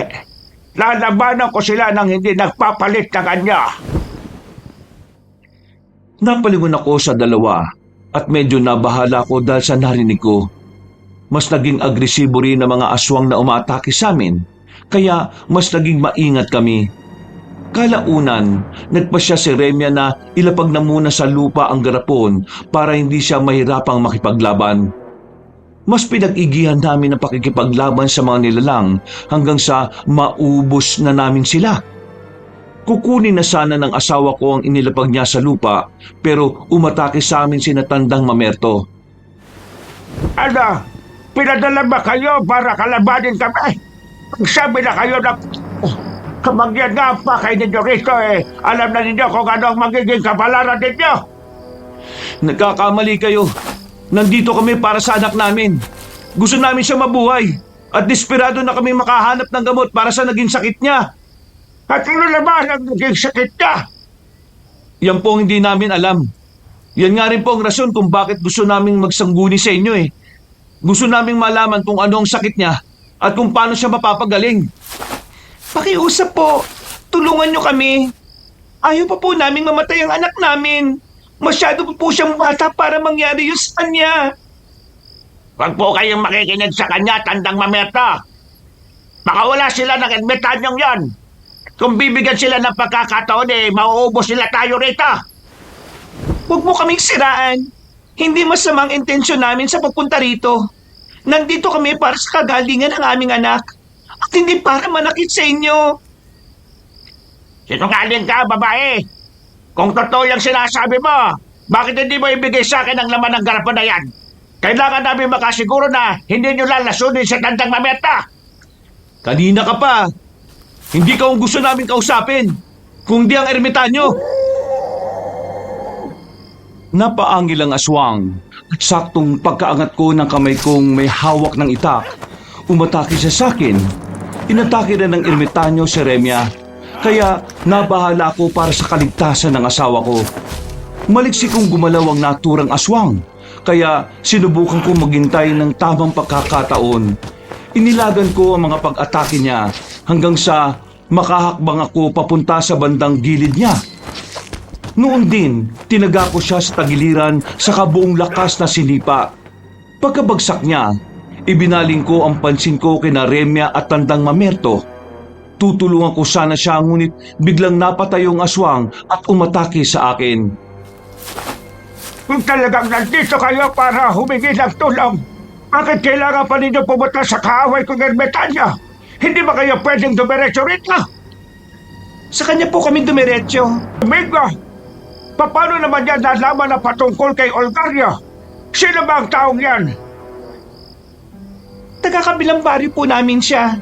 Sinabi niya na nangangahoy siya sa kabilang bundok nang makita siya ng ermitanyo. Nagtiwala raw yun sa kanya, kaya ginawa siya nitong alalay. Nangangahoy sa bundok? Pinagkatiwalaan ng ermitanyo? Sandali, sinabi niya yan mismo sa... Opo, Tandang Mamerto. Kung ganoon, ang tao nagturo niyon sa inyo ay ang aswang na kalaban ng asawa mo. Siya si Mang Domingo na tinutukoy mo. At ang ermitanyong nagtiwala sa kanya ay ako, hindi si Olgario. Pero paano nangyari yun? Ang sabi po kasi niya Totoo ang sinasabi ko. Malamang gusto kayong manipulahin ang aswang na yan. Hindi lang kayo. Kung hindi, pati ako rin. Panandalian akong napalingon kina Remya at Tandang Mamerto. Nakita kong nakatayo ng ermitanyo at nakatitig sa amin. Dahil sa pagbaling ko ng pansin ko sa kanila, hindi ko inaasahang ibabalibag ako ng aswang. Pagkabagsak ko sa lupa, napahawak na lang ako sa balakang ko dahil sa sobrang sakit. Panandalian din akong hindi makagalaw, kaya napalingon na lang ako kina Remya. Halos hindi ako makapaniwala sa narinig ko noon, pero unti-unti ko na rin napagtagpi-tagpi ang lahat. Hindi ko akalain na gagawin mo ito, Domingo. Ako, pinapagod mo. Gusto mong iligaw ang mag-asawang yan? Idinamay mo pa si Olgario? Para muli kami maglaban? Hindi ko po alam kung ano ang ibig niyong sabihin, Tandang Mamerto. Wala akong alam sa sinasabi ninyo. Kanang magmaag-maagan pa. Sinabi na sa akin ang babaylang ito ang ginawa mo. Iniligaw mo sila at pinaglaruan. Para ano, ha? Ikaw babae, anong pinagsasasabi mo kay Tandang Mamerto? Kayo ang mapangahas na pumunta rito. Napakawalang hiya ninyo. Pinagkatiwalaan ka namin, Mang Domingo. Pero anong ginawa mo? Gusto lang namin gumaling ang anak namin, ah. Napaangil ang aswang habang nakatitig kay Remya. Napasigaw pa ako para ibaling sana niya ang pansin niya sa akin. Pero naging baliwala yun sa kanya. Noon din, inatake niya si Remya. Hindi naman sila napigilan ni Tandang Mamerto. Kahit na nasa alanganing sitwasyon ng asawa ko, nakipaglaban siya kay Mang Domingo. Nakipagbuno sila sa isa't isa, kaya pinilit ko ang makatayo kahit na medyo masakit ang katawan ko. Hinawakan ko ang itak ko at mabilis na lumapit kay Tandang Mamerto. Bakit hindi po ninyo pigilan ng aswang na alagad ninyo? Hindi kami nagpunta rito para makipag-away. Nandito kami para humingi ng tulong. Kung ganon, tunayin na muna ninyo na karapat-dapat kayo sa tulong na ibibigay ko. Talunin ninyong mag-asawa ang traidor na aswang na yan. Siya ang may pakana ng sitwasyon natin. Kaya dapat siyang magbayad. Kung yan ang gusto nyo mangyari, sige, papatayin namin si Mang Domingo para sa inyo. Sige na, tulungan mo ang asawa mo. Mukhang dehado na siya kay Domingo. Ang mga katulad niya ay hindi dapat na binubuhay. Masusunod po, Tandang Mamerto. Nang makita kong inibabawan ng aswang ang asawa ko, mabilis akong lumapit sa kanila sa kabuong lakas na tinaga ang nilalang sa leeg niya. Nakailag si Mang Domingo at bago pa man ako makataga ulit sa kanya, nilundagan niya ako para atakihin. Agad akong napaatras. Tamakatsyempo, tinaga ko siya ng ilang beses. Inatake rin siya ni Remya hanggang sa bumagsak ang nilalang na yun sa lupa. Noon din, nilapitan ng asawa ko ang garapo na may lamang puso ng usa. Ako naman, nagbantay na muna sa aswang para masigurong hindi na siya makakatake ulit. Kung ganon, nandito pala talaga kayo para humingi ng tulong. Ano bang nangyari sa anak ninyo? Bakit nagpunta kayo rito ng ganitong oras? Yan lang po ang ipinunta namin dito. Yan lang po talagang ipinunta namin dito. Wala po kaming planong manakit sa ibang nilalang na narito. Hindi nga po namin maintindihan kasi nagsimula siyang manamlay hanggang sa hindi na siya nagising. Unti-unti na rin humihina ang pulso niya, Tandang Mamerto. Ganun ba? Malamang may isang nilalang na gustong mapatay siya. Baka gusto nilang makapaghiganti sa inyo. At alam nila na magagawa nila yon kapag sinaktan nila ang anak ninyo. Isa pa, baka may nagkulong sa kanyang kaluluwa. Nagkulong ng kaluluwa? Saan naman po? Bakit nila gagawin ng ganung bagay? Kadalasan kapag ganyan, gusto nilang ihalay sa ibang mas makapangyarihang nilalang ang kaluluwa noon para magkaroon sila ng mataas na uri na kapangyarihan. Ang kinuha o ikinulong niyang kaluluwa ay ang mga may dugong albularyo at mamaylan. Sino kaya ang posibleng gagawa nun? Teka, sandali. Nung nakaraang buwan, nag-usisa sa akin si Domingo patungkol dyan. Gusto niyang masigitan pa ang kapangyarihan niya bilang aswang. Ang walang yan. Hindi po kaya siya ang gumawa nun kay Peter? Wala naman kaming ginawang kasalanan sa kanya. Posibleng wala nga, pero kapag ang isang tao ay nilamon na ng kasakiman, kahit ang mga inosente idadamay niya para makuha ang gusto niya. Nang mapansin kong hindi na gumagalaw si Mang Domingo, naisip kong baka wala na siyang buhay. Dahil doon, nagpasya ko lumapit kina Tandang Mamerto at Remya para sumali sa kanilang usapan. Humingi si Tandang Mamerto ng pasensya sa amin, kaya tinanggap naman namin yon kaagad. Sinabihan ko na rin siya na mas maigi kung kainin na niya ang regalo namin para maturuan na niya kami kung paano gamutin ang anak namin. Sabagay, matagal na rin akong hindi nakakakain ng puso ng usang yan. Kahit papaano, alam talaga ni Olgario kung ano ang paborito ko. Ito po ang puso ng usa, Tandang Mamerto. Bakit na po pala kayo nagkaroon ng away ng ermitanyong yun? Sa totoo lang, hindi naman ganon kalala ang away namin. May mga bagay lang talaga na hindi kami sang-ayon sa isa't isa. Isa pa, ayaw niyang aminin sa sarili niya dati na mas magaling ako sa kanya. Ganun po ba? Mas matanda naman kayo ah. Saka po, panigurado na mas marami kayong karanasan kaysa sa kanya. Teka po, bakit po niyo pinili na maging ganito? Halos lahat na raw po ng mga masasamang elemento sa inyo po sumasangguni eh. Hindi totoo yan. Hindi naman lahat ng mga lumalapit sa akin ay masama. Sadyang bukas lang ako sa kalamang mula sa kaliwa at kanan ng lihim na karunungan. Ay nako, sige na. Ipagpatuloy na lang ninyo ang pagtatanong at pagkukwento. Kakainin ko na itong regalo niyo sa akin. Sige po, kainin na po ninyo. Yan mismong tanda na inaamin ni Kaulgayo na kayo po ang mas magaling kaysa sa kanya. Pinanood namin si Tandang Mamerto habang kinakain ng puso ng usa. Habang nasa ganong sitwasyon, nagpatuloy kami sa pagkukwentuhan. Nang maubos na ni Tandang Mamerto ang puso ng usa, napansin ko kagad na parang naging kakaiba ang mga mata niya.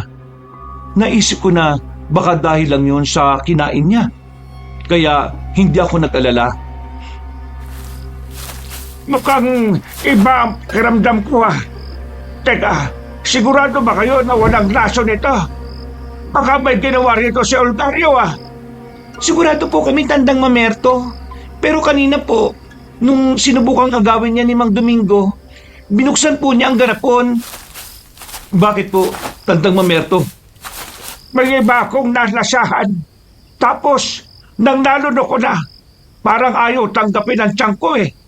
Iba ang kutob ko sa puso ng usang nakain ko. Teka, si Domingo, may nakuha rin siyang kalaman sa akin patungkol sa lason gamit lang ang bulong. Posible po kaya na ginamit niya yon? Sandali, lalapitan ko po ulit siya at aalamin kung buhay pa.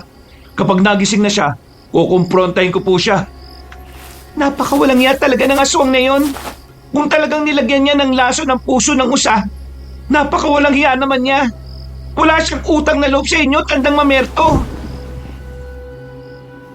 Nilapitan ko ang bahagi kung saan huling humandusay si Mang Domingo. Subalit nang naroon ako, laking gulat ko nang malamang wala na roon ang aswang. Sakto naman na narinig kong napaungol ang ermitanyo. Kaya nagmadali akong bumalik sa kanila ni Remya.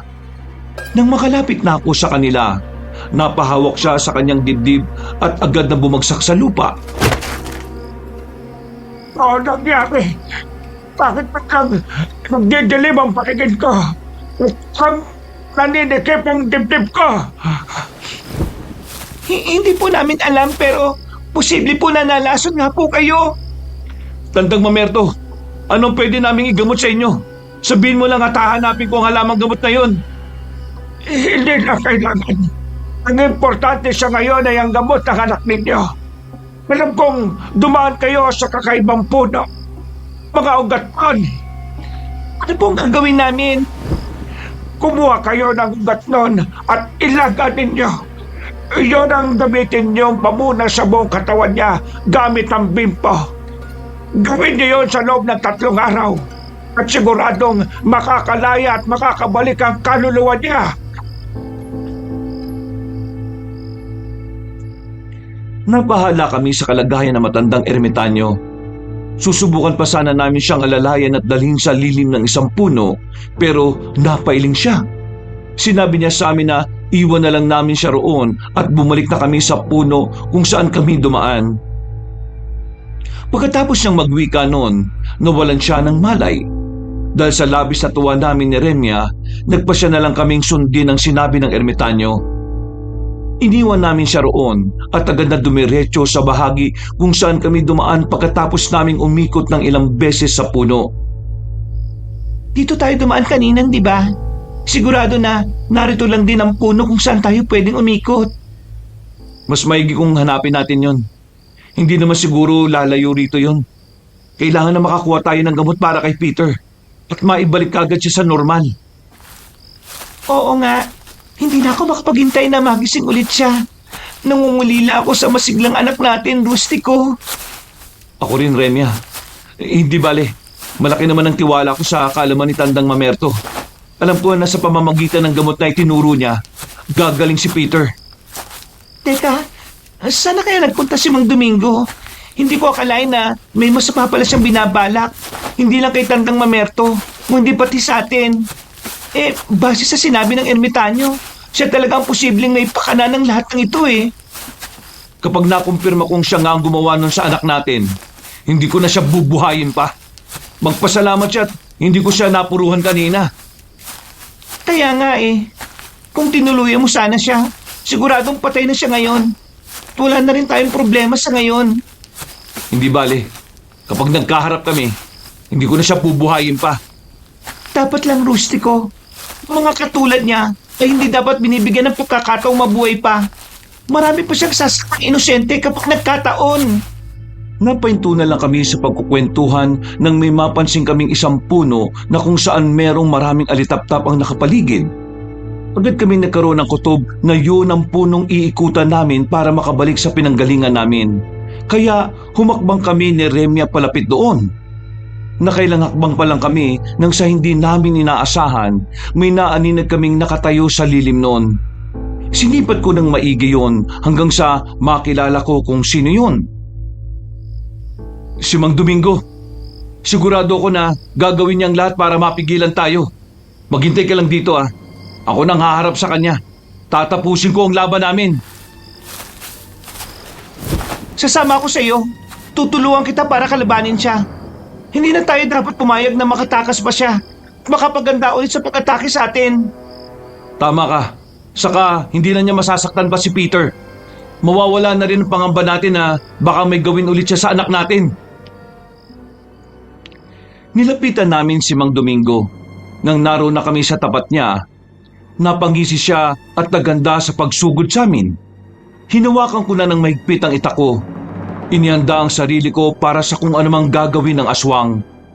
Magsasalita pa sana ako, ngunit biglang umatake sa amin si Mang Domingo. Dahil doon, wala na kaming nagawa ni Remya, kung hindi ang labanan siya. Kahit na dalawa na kami ng asawa ko ang nakikipaglaban sa kanya, medyo nahirapan pa kami dahil mas maliksi siya kesa sa amin. Kung inaakala ninyo na magtatagumpay kayo, diyan kayo nagkakamali. Gagawin ko ang lahat para mapigilan kayo. Ano nga ang sabi ninyo? Umaasa lang ako sa mga kasampa. Plus ngayon, mag-isla lang ako. Bakit? Wala ka bang kasama ngayon? Sa bagay, naubos na nga pala namin kanina. Balak mo talaga kaming pigilan ni Remya? Ano akala mo? Magtatagumpay ka? Hindi kami papayag na makuha mo ng tuluyan ng anak namin, hayop ka. Talagang pinilog mo pa ang ulo namin para dalhin dito sa bundok. Iniligaw mo kami. Hindi lang sa bundok na ito, kung hindi pati sa amin pinaniniwalaan. Magbabayad ka sa ginawa mo, Mang Domingo. Naniwala kami sa'yo. Pero tinraidor mo kami ni Remya. Pati ang anak namin, idinamay mo pa talaga. Mas naging agresibo ang aswang at nagawa niyang ibuwal sa lupa si Remya. Sinugod ko siya at nagawang tagain ng 3 beses. Sa ikaapat sanang pagtaga, biglang napalingon sa akin si Mang Domingo. Humakbang siya palapit sa akin saka sinakal niya ako.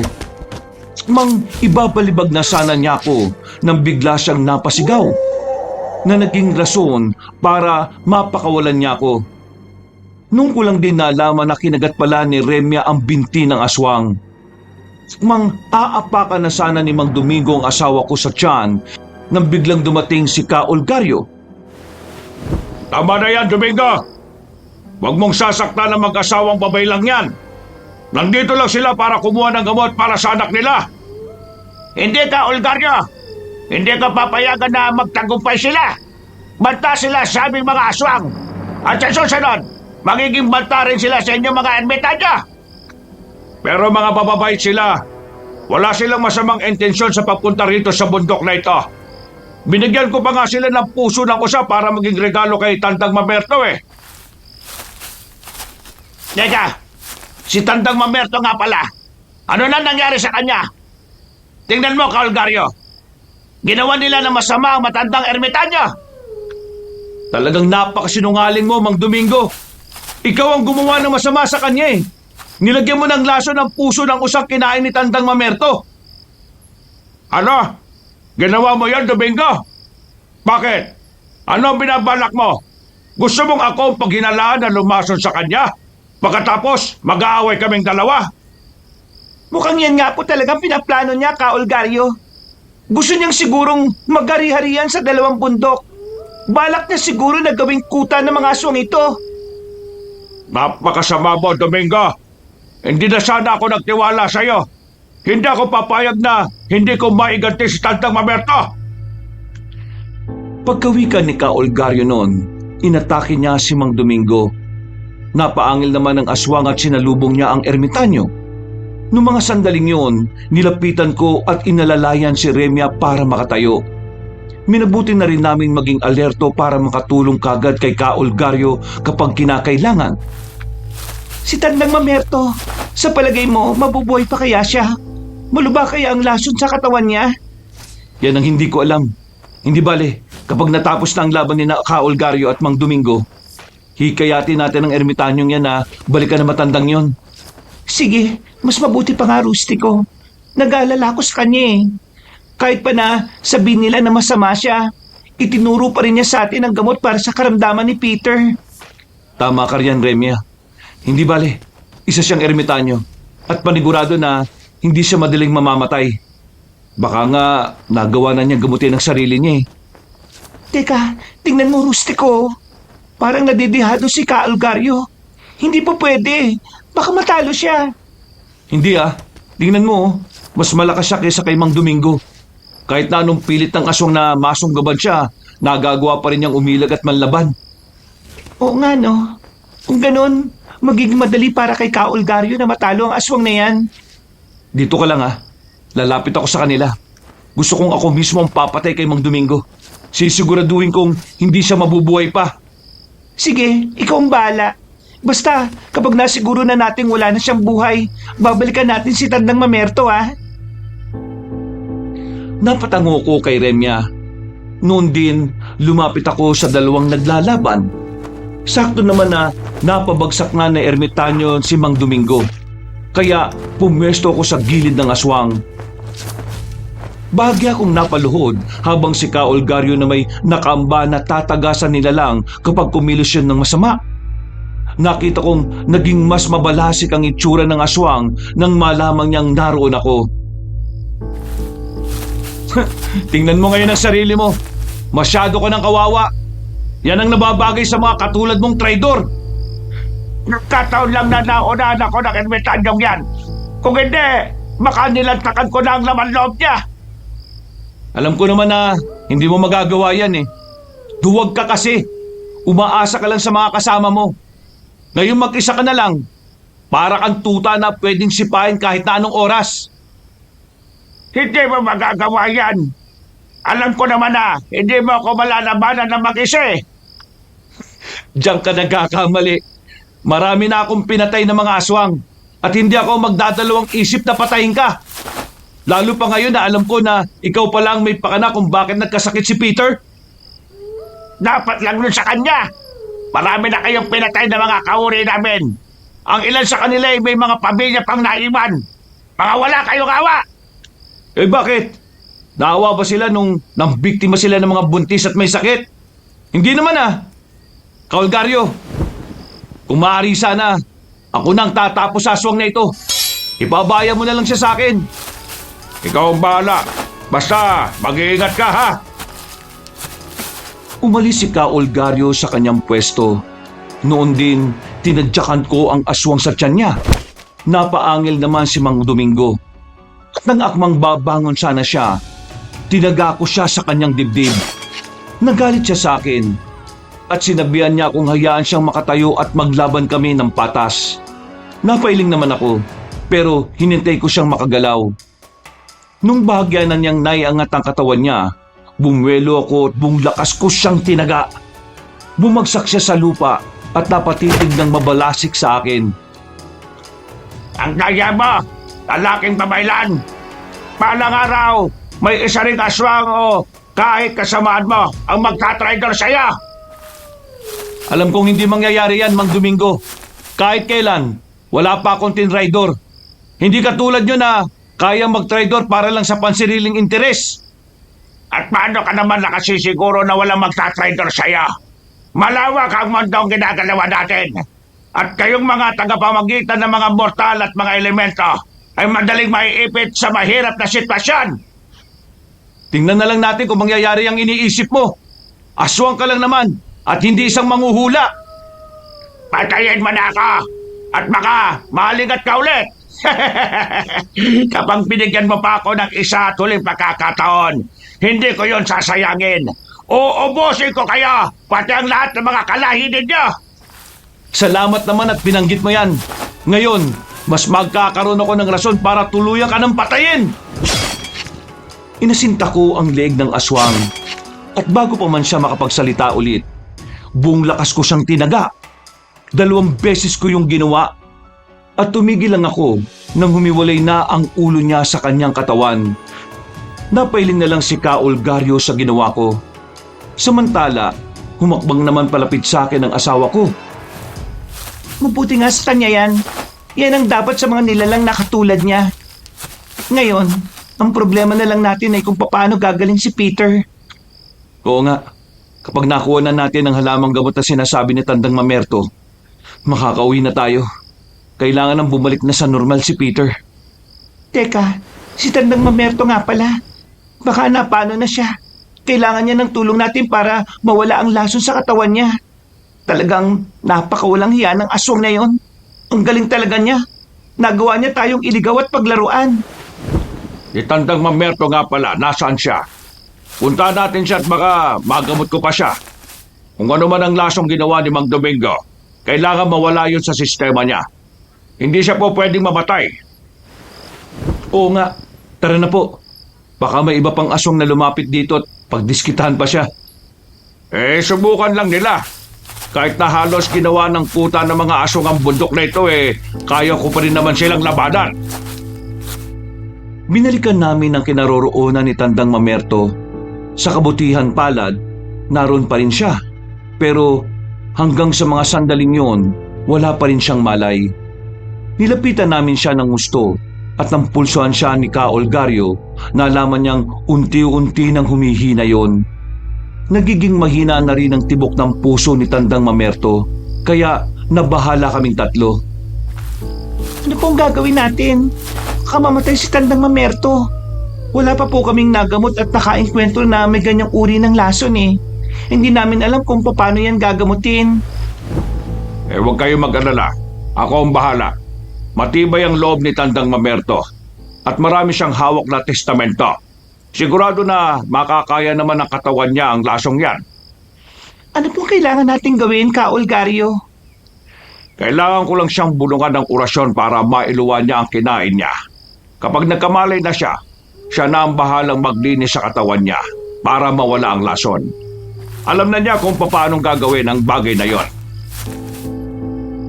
Napatungo kaming pareho ni Remya sa kanya. Noon din, umusal siya ng dasal at may kung ano siyang ibinulong sa matandang ermitanyo. Makalipas lang ang ilang sandali, nagkaroon ng malay si Tandang Mamerto. Kaya natuwa kami. Nagulat pa siya nang makita roon si Ka Olgario at muntika nang mapabangon ng biglaan. Hindi na lamang kami sumabat pa ni Remya at minabuting makinig na muna sa usapan nila.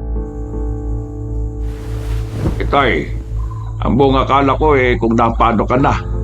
Pasensya na po kayo kung naging matigas po ang ulo ko. Anak, salamat naman at pinuntahan mo ako rito. Ang buong akala ko ay tuluyan mo na akong kinalimutan. Pasensya ka na at sinunod ko pa rin ang sarili kong kagustuhan para magkaroon ng maraming koneksyon. Naintindihan ko po kayo, Itay. Alam ko po na gusto lang ninyong tumulong at wala kayong pinapanigan.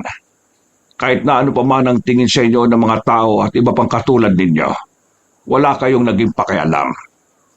Teka, kung nagkasawang babaylan, nakuha na ba nila ang ugat na sinasabi ko? Kailangan na hindi sila abutan ng umaga. Bakit naman po, Itay? Alam kong napatay na ninyo si Domingo. Ngayong wala na siya. Tuluyan nang makukulong ang kaluluwa ng anak nila kapag sumikat ka ang araw. Kailangan nilang bilisan para maisalba ang bata. Kung ganun po, tutulungan ko sila. Ay, sige na.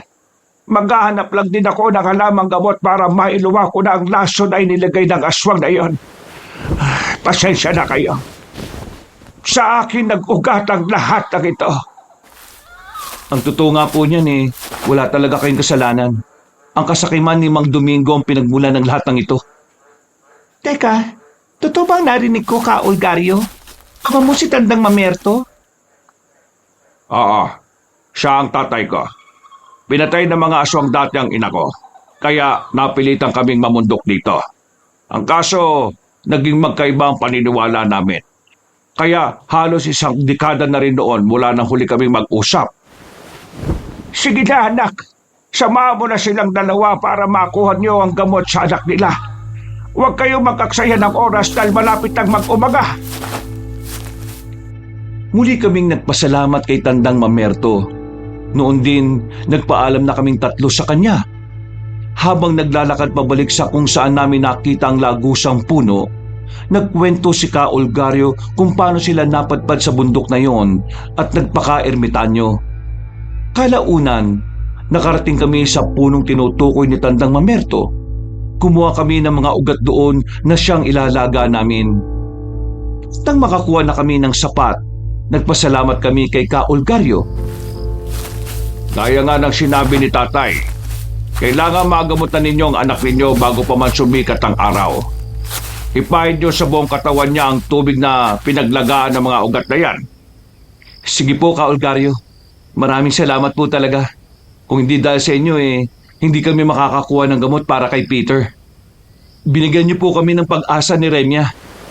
Walang anuman. Sige na, umuwi na kayo at kailangan ko nang balikan si tatay. Baka kasi kung napano na siya maghanap pa kami ng lunas para mailuwa niya ang nakain niya kanina. Pasensya na rin po pala kayo at hindi kami naging maingat. Ayos lang, naintindihan ko kayo. Hindi naman kayo pupunta at susuong sa bundok ng mga aswang kung hindi ninyo talaga kailangan Walang may kasalanan sa lahat ng ito kundi ang aswang na pinagkatiwalaan namin ni tatay. Talagang ang napakawalang hiya niya. Mabuti na lang talaga at napatay na siya Wala na tayong magiging problema. Sige na, Rustico. Kailangan na natin makauwi kaagad. Ka Olgario, maraming salamat po talaga sa inyo, Huwag po kayo mag-alala. Kapag nagkaroon kami ng oras, bibisita po kami sa inyo. Pangako po yan. Noon din, nagpaalam na sa amin si Ka Olgario. Minabuti na rin naming maglakad pa uwi sa bahay para mailaga kagad namin ang nakuha naming mga ugat. Nang naroon na kami sa bahay, ganoon pa rin ang sitwasyon ni Peter. Hindi na muna namin ginising ang nakababatang kapatid ng asawa ko at minabuting kami na lang ang maglaga ng ugat na yon. Hindi ko akalain na makakauwi pa tayo dito ng buhay. Salamat na lang talaga tinulungan tayo ng dalawang ermitanyo na yon. Oo nga Kung nagkataon, baka hindi nagagaling si Peter. Napakademonyo ng aswang na yon. Kaya nga kung alam ko lang na siya pala talaga ang may pakana ng lahat. Sana pinatay ko na siya nung nagpunta tayo para magtanong sa kanya. Kung pinatay mo siya, hindi rin natin malalaman na may mga ermitanyo na pala sa bundok na yon. Baka hindi na natin nakuha ang mga ugat na ilalaga natin. Sigurado rin naman na mas mapapahamak si Peter pag nagkaganon. Sa bagay, kahit papano, may maganda ring ibinunga ang nangyaring ito. Nakuha na natin ang gamot para sa anak natin. Nagawa pa natin pagbatiin ng mag-ama na matagal nang hindi nakakaintindihan. Oo nga. Hanggang ngayon, hindi pa rin ako makapaniwala na nangyari ang lahat ng ito sa loob lang ng isang gabi. Ewan ko ba? Baka nga ipagkaingkantadong bundok na yun Napakabilis kasi ng pangyayari ron pero Mabagal naman ang takbo ng oras. Kaya nga eh. Pero ang importante ngayon, nakauwi tayo rito. Masisiguro na natin ang galing ni Peter. Napatungo ko kay Remya. Nang natapos na naming ilaga ang mga ugat na nakuha namin, pinalamig na muna namin yon. Sakto naman na magsisimula na magsitila-uka ng mga tandang sa baryo nang simulan na rin ng asawa ko ang pagpupunas sa buong katawan ni Peter. Nung matapos yon, napansin ko na naging mas mabilis ang pulso niya. Umasa kami mag-asawa na sana tuluyan nang gumaling ang anak namin. Hindi na ako makapaghintay na magising si Peter. Kahit nakasama natin siya palagi rito sa bahay, pakiramdam ko, matagal na ako nangungulila sa kanya. Ako rin naman mahal eh. Kung hindi nang dahil lang sa ginawa ni Mang Domingo, hindi sana siya makakasakit ng ganito. Muntikan pang malagay sa alanganin ng buhay niya. Napakawalang niya talaga ng aswang na yon. Ewan ko ba kung bakit hindi mo lang siya pinalayas dati ng mga kanayon niya. Baka naman magaling lang talaga siyang magtago ng totoo niyang pagkatao. Kahit nga sa atin ng mga babaylan, nagawa niya ring ikubli ang totoong personalidad niya. Sa bagay, may punto ka rin naman dyan. Mabuti na lang at nalaman natin ang pagkatao niya bago pa man tuluyang malagay sa alanganin si Peter. Salamat na lang talaga sa mga ermitanyong naroon sa bundok. Sinabi mo pa, siguradong hindi na mababansag ang bundok ng mga aswang yon dahil naubos na ang mga nakatirang aswang dun eh. Tama ka, Rustico. Magiging tahimik na ang baryo natin. Pati na ang bundok kung saan nakatira ang mag-amang ermitanyo. Dahil pareho kaming pagod at inaantok, nagpasya na muna kami mag-asawa na matulog. Dahil naisagawa na rin namin ang sinabi ng mga ermitanyo, nagkaroon kami ng pag-asa na magigising si Peter sa lalong madaling panahon. Kinabukasan, nang magising ako, nagulat ako nang wala na si Peter sa kanyang higaan. Kinutuban ako ng hindi maganda, kaya ginising ko si Remya. Remya, mahal, hindi maganda to. Baka nasaan na siya nagpunta. Wala rin dito yung nakababatang kapatid mo. Sigurado na nag-aalala na rin yun dahil sa pagkawala ni Peter. Ano kaya nangyari? Hindi kaya meron pang kasama si Mang Domingo? Baka dinukot nila si Peter para magiganti sa atin. Hindi to maaari. Kailangan na mahanap natin ang anak natin. Hindi ako papayag na may masamang mangyari sa kanya. Ako rin, Rustico. Naghirap tayo sa pag-aalaga sa kanya katapos gagawan lang siya ng masama ng iba. Magbabayad sila. Tara na. Lumabas na tayo at magtanong-tanong. Baka may mga kabaryo tayong nakakita kung saan din dala ang anak natin. Dala ang aming mga itak. Nagmadali kaming lumabas sa bahay. Sakto namang naisara na namin ang pinto nang makarinig kami ng mga sigawan sa likod bahay. May narinig din kaming boses bata na tumatawa ng malakas. Nagkatitigan lang kami ni Remya at magkahalong pangamba at mananabik ang naramdaman namin. Noon din, patakbo kaming pumunta sa likuran ng bahay namin at namangha nang makita si Peter. Masigla siya at parang hindi nagkaroon ng sakit. Nakikipaglaro siya sa nakababatang kapatid ni Remya kaya tinawag namin siya. Kung buong akala ko dinukot ka nila. Hindi ko sana kakayanin kung may ginawa silang masama sa iyo, anak. Bakit po, inay? Itay? Ano po ba nangyari? Parang naninibago po ako sa inyo, ah. Magaling ka na, anak. Hindi ka nasakitin katulad ng dati. Hindi ka na natutulog ng ilang araw. Tapos na ang paghihirap mo. Tama ang nanay mo, Peter. Hindi ka na katulad ng dati na madaling dapuan ng sakit. Mas malakas ka na ngayon. At wala nang kahit na sino ang pwedeng makapanakit sa'yo. Maraming salamat po sa inyo, inay, itay. Walang anuman, anak. Mahal ka namin ng nanay mo. At gagawin namin ang lahat para sa ikabubuti mo. Hindi kami papayag na merong kahit na sino na manakit sa'yo. Napayakap sa amin si Peter at nagsimula na siyang umiyak. Hindi na rin napigilan ng asawa ko ang luha niya noon. Kaya napayak na rin siya. Pagkatapos nila sa ganoong senaryo, nagkayayaan na kami na pumasok sa bahay. Ikinuwento namin kina Peter at sa nakababatang kapatid ni Remya ang nangyari na pakikipagsapalaran namin para makuha ang gamot sa naging sakit niya. Ang sama pala talaga ng aswang na yon, inay, tay. Paano naman niya ako nagawang biktimahin? Wala naman po akong nakausap na lalaking katulad ng sinasabi ninyo. Hindi nga rin namin alam anak eh. Pero malakas ang kutob ko na minsan mo na siyang nakita. Pero hindi mo lang natandaan. Baka nga po, tay. Sandali po. Nasaan na po yung mga ermitanyong tumulong sa inyo? Nandun sila sa bundok. Sigurado na ngayon, bumalik na rin sa normal ang buhay nila. Lalo pat mag-ama pala sila. Gusto ko rin po silang makita. Gusto ko po na makapagpasalamat sa kanila, itay. Saka na anak, hindi ka pa kasi tuluyang magaling eh.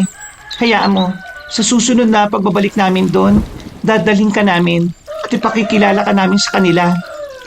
Tama, kaya kailangan mo magpalakas para namang kayanin mo ang pag-akyat dun sa bundok. Kahit kasi may lagusan doon na pwedeng daanan, mas mabuti pa rin handa ang katawan mo. Dapat, magmula ngayon, kailangan mo mag-ingat. Hindi ka dapat nakikipag-usap sa mga taong hindi mo namang kilala. Baka kasi maulit ang nangyari sa iyo eh. Huwag po kayo mag-alala, Nay. Mag-iingat na po ako. Saka, hindi na rin po ako makikipag-usap sa taong hindi ko kilala.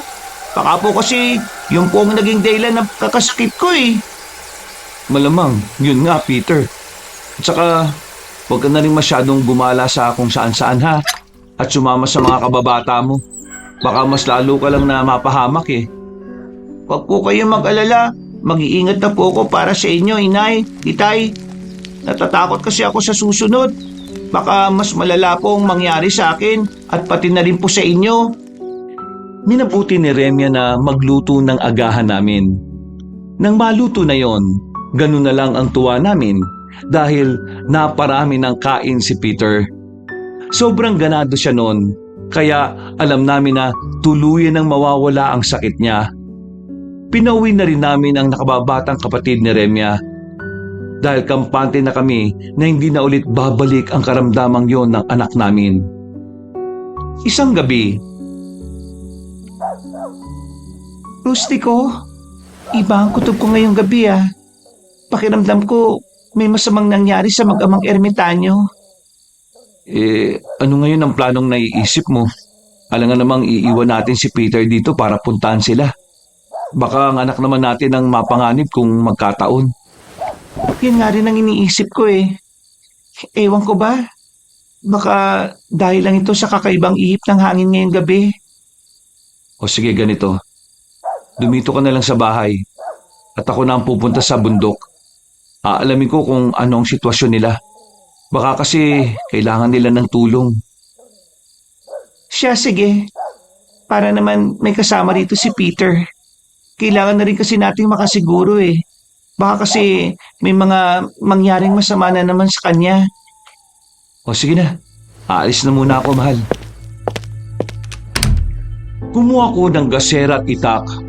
Noon din, nagpaalam ako kay Remya para pumunta sa bundok kung saan nakatira ang mga ermitanyo. Saktong pagkababa ko sa bahay namin, may narinig akong kaluskos na sinundan ng pag-ungol. Napakunot-noo ako at agad na napaisip kung anong nilalang yon. Inihanda ko na rin ang itak ko at marahang naglakad palapit doon. Ilang sandali pa, nagulat ako nang may bumagsak na 2 tao sa bandang unahan ko. Nilapitan ko sila at napagtanto kong sila Tandang Mamerto at Ka-Olgaryo yon. Tandang Mamerto? Ka-Olgaryo? Ano po nangyari sa inyo? Bakit duguan kayong dalawa at puno ng sugat? Akala ko po meron kayong mga kabal sa katawan. Rustica, sensya ka na at wala kaming ibang mapupuntahan. Nagkaroon na kaguluhan sa bundok at mabuti na lang hindi kami napatay. Bakit po? Ano po nangyari? Kaya pala iba po ang kutob ni Remya kanina. May mga aswang na sumugod doon. Ang bunga akala nga namin hihingi sila ng tulong kay tatay. Yung pala gusto nilang kunin ang bundok at gawing kuta. Teka, Baka nasundan nila kayo ha. Kailangan natin maghanda. Tara na sa loob ng bahay. Ako na pong bahala sa kanila. Hindi na kailangan. Natalo namin ang lahat ng mga aswang. Iyon nga lang puno kami ng sugat. Hindi namin nakakalain na magagawa nila kaming sukatan. Malamang napagandaan nila kami. Magpasalamat na lang po talaga sila at hindi tayo nakapaganda. Kung nagkataon, baka naubos natin sila nang hindi man lang tayo nasasaktan. Saka na natin ipagpatuloy yung pagkukwentuhan. Halina po kayo sa loob ng bahay para magamot po namin ang mga sugat ninyo. Talagang napakademonyo talaga ng mga aswang na yun. Pinapasok ko ang mag-amang ermitanyo sa loob ng bahay namin. Nagulat naman si Remya nang makita ang sitwasyon nila. Agad niyang inihanda ang mga gamot na gagamitin niya para sa mga sugat ng dalawa. Habang ginagamot ni Remya ang kanilang mga sugat, patuloy kami sa pagkukwentuhan. Ang mga kala siguro nila hindi porket tinagurian ng bundok ng mga aswang ang tirahan namin magagawa na nila yung angkinin. Marami mga taong nakikinabang doon. May mga albularyo at pabaylan na pumupunta ron kapag nangunguhan ng mga halamang gamot. Yun nga po mabuti na lang talaga at nagawa niyo silang pigilan. Kung nagkataon, baka sa susunod namin punta ron, mapahamak na kami at hindi na kami makauwi ng buhay. Ibalak pa naman po sana namin na bumisita sa inyo. Nang matapos na ang paggagamot ni Remya sa mga sugat ng dalawa, sakto ring nagising si Peter. Lumapit siya sa amin, kaya ipinakilala namin siya sa dalawang ermitanyo. Nagpasalamat si Peter sa kanila at natuwa siya dahil nakita na niya ang mga taong tumulong para gumaling siya. Nang matapos yun, sinabihan namin siyang bumalik na sa pagtulog.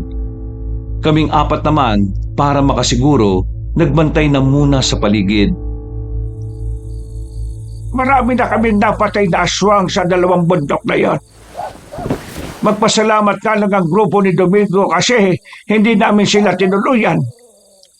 Kung ganun po, doon talaga nakatira ang aswang na yon. Ang alam ko po taga-kabilang baryo namin siya. Oo nga, nung una namin siyang nakita, parang ang bait niya Siguro nga may malalim na aral din po siyang taglay. Nung pumunta po kasi kami sa kanya, wala kaming palatandaang napansin ng pagiging aswang niya. Baka naman talagang kailangan lang talaga ninyo ng tulong ng mga sandaling yon. Baka dahil doon, nakaligtaan nyo mga maliliit na palatandaan ng pagiging aswang niya. Malamang nga po. Hindi bale. Patay na yung aswang na yon at wala nang banta para sa atin. Nakapagiganti na tayo sa mga ginawa niya. Oo nga. Sigurado na pati ang aswang na yon. Hindi makapaniwala na kayo mga babaylan ang makakapatay sa kanila. Ipinagpatuloy namin ang pagkukwentuhan hanggang sa mag-umaga. Dahil halos mapuno ng sugat ang buong katawan ng dalawang ermitanyo, nanatili sila ng halos 1 linggo sa bahay. Nung medyo gumaling na ang sugat nila, nagpaalam sila sa amin na babalik na sa bundok.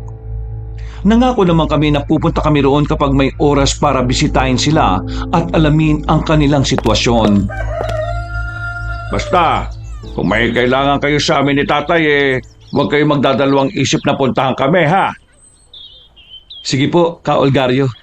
Maraming salamat po talaga sa inyo. Habang buhay naming tatanawing utang na loob ang pagtulong niyo sa amin. Maraming salamat din sa inyong mag-asawa.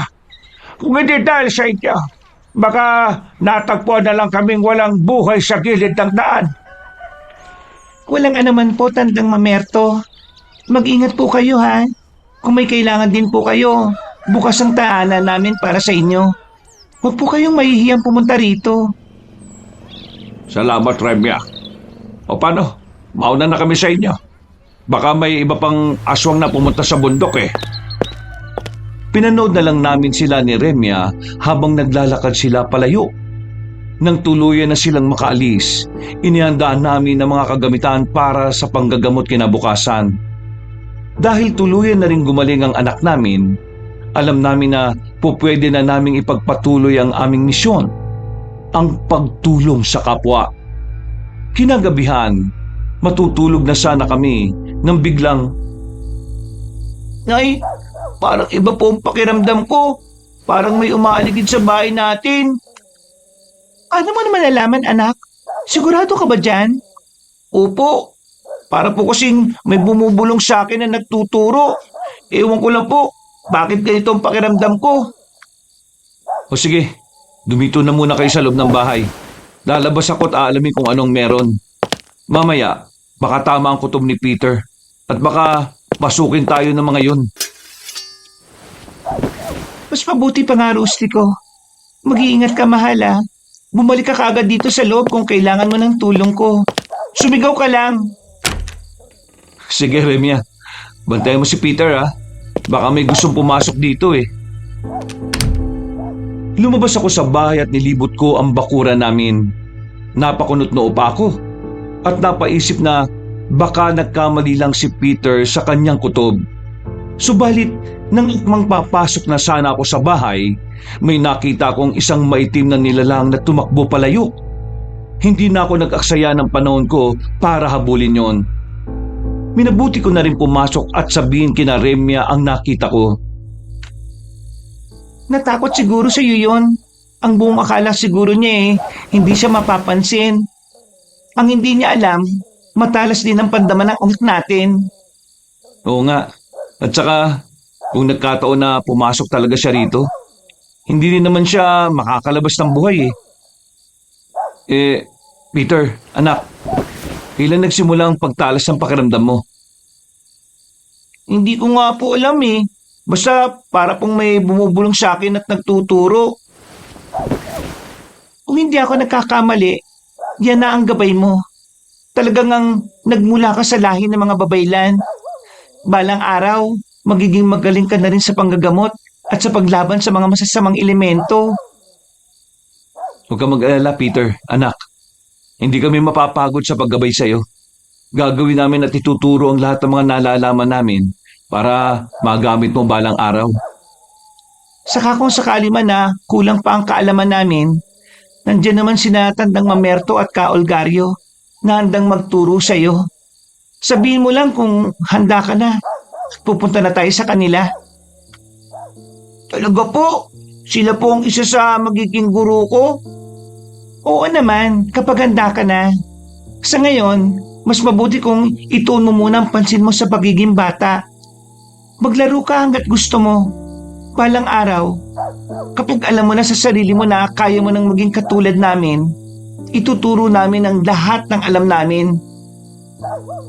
Sige po, kapag alam ko na po sa sarili ko na kaya ko nang maging katulad nyo, hindi ko po yun itatago.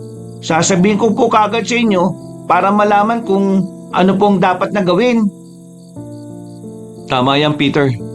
Mas mabuting may gumagabay sa iyo para hindi ka maliligaw ng landas. Napakarami kasi ng posibleng temptasyon ngayon kapag baguhan ka pa lang. Huwag po kayo mag-alala. Pangako po, Tay. Hindi po ako magpapatalo riyan. Yapak po ninyo ang susundan ko. Habang dumadaan ang mga buwan at linggo, napansin namin na mas nagiging matalas ang pakiramdam ni Peter. Nagagawa na rin niyang makapanggamot ng mga simpleng sakit. Kaya naisip namin na baka tinawag na siya ng Diyos para manggamot. Para masiguro na magagabayan siya ng gusto, nagpasya kaming sumangguni sa mag-amang ermitanyo. Magmula nang maging handa na si Peter, kapag nagkakaroon kami ng oras, pumupunta kami sa bundok kung saan nakainkwentro namin ang mga aswang. Wakas!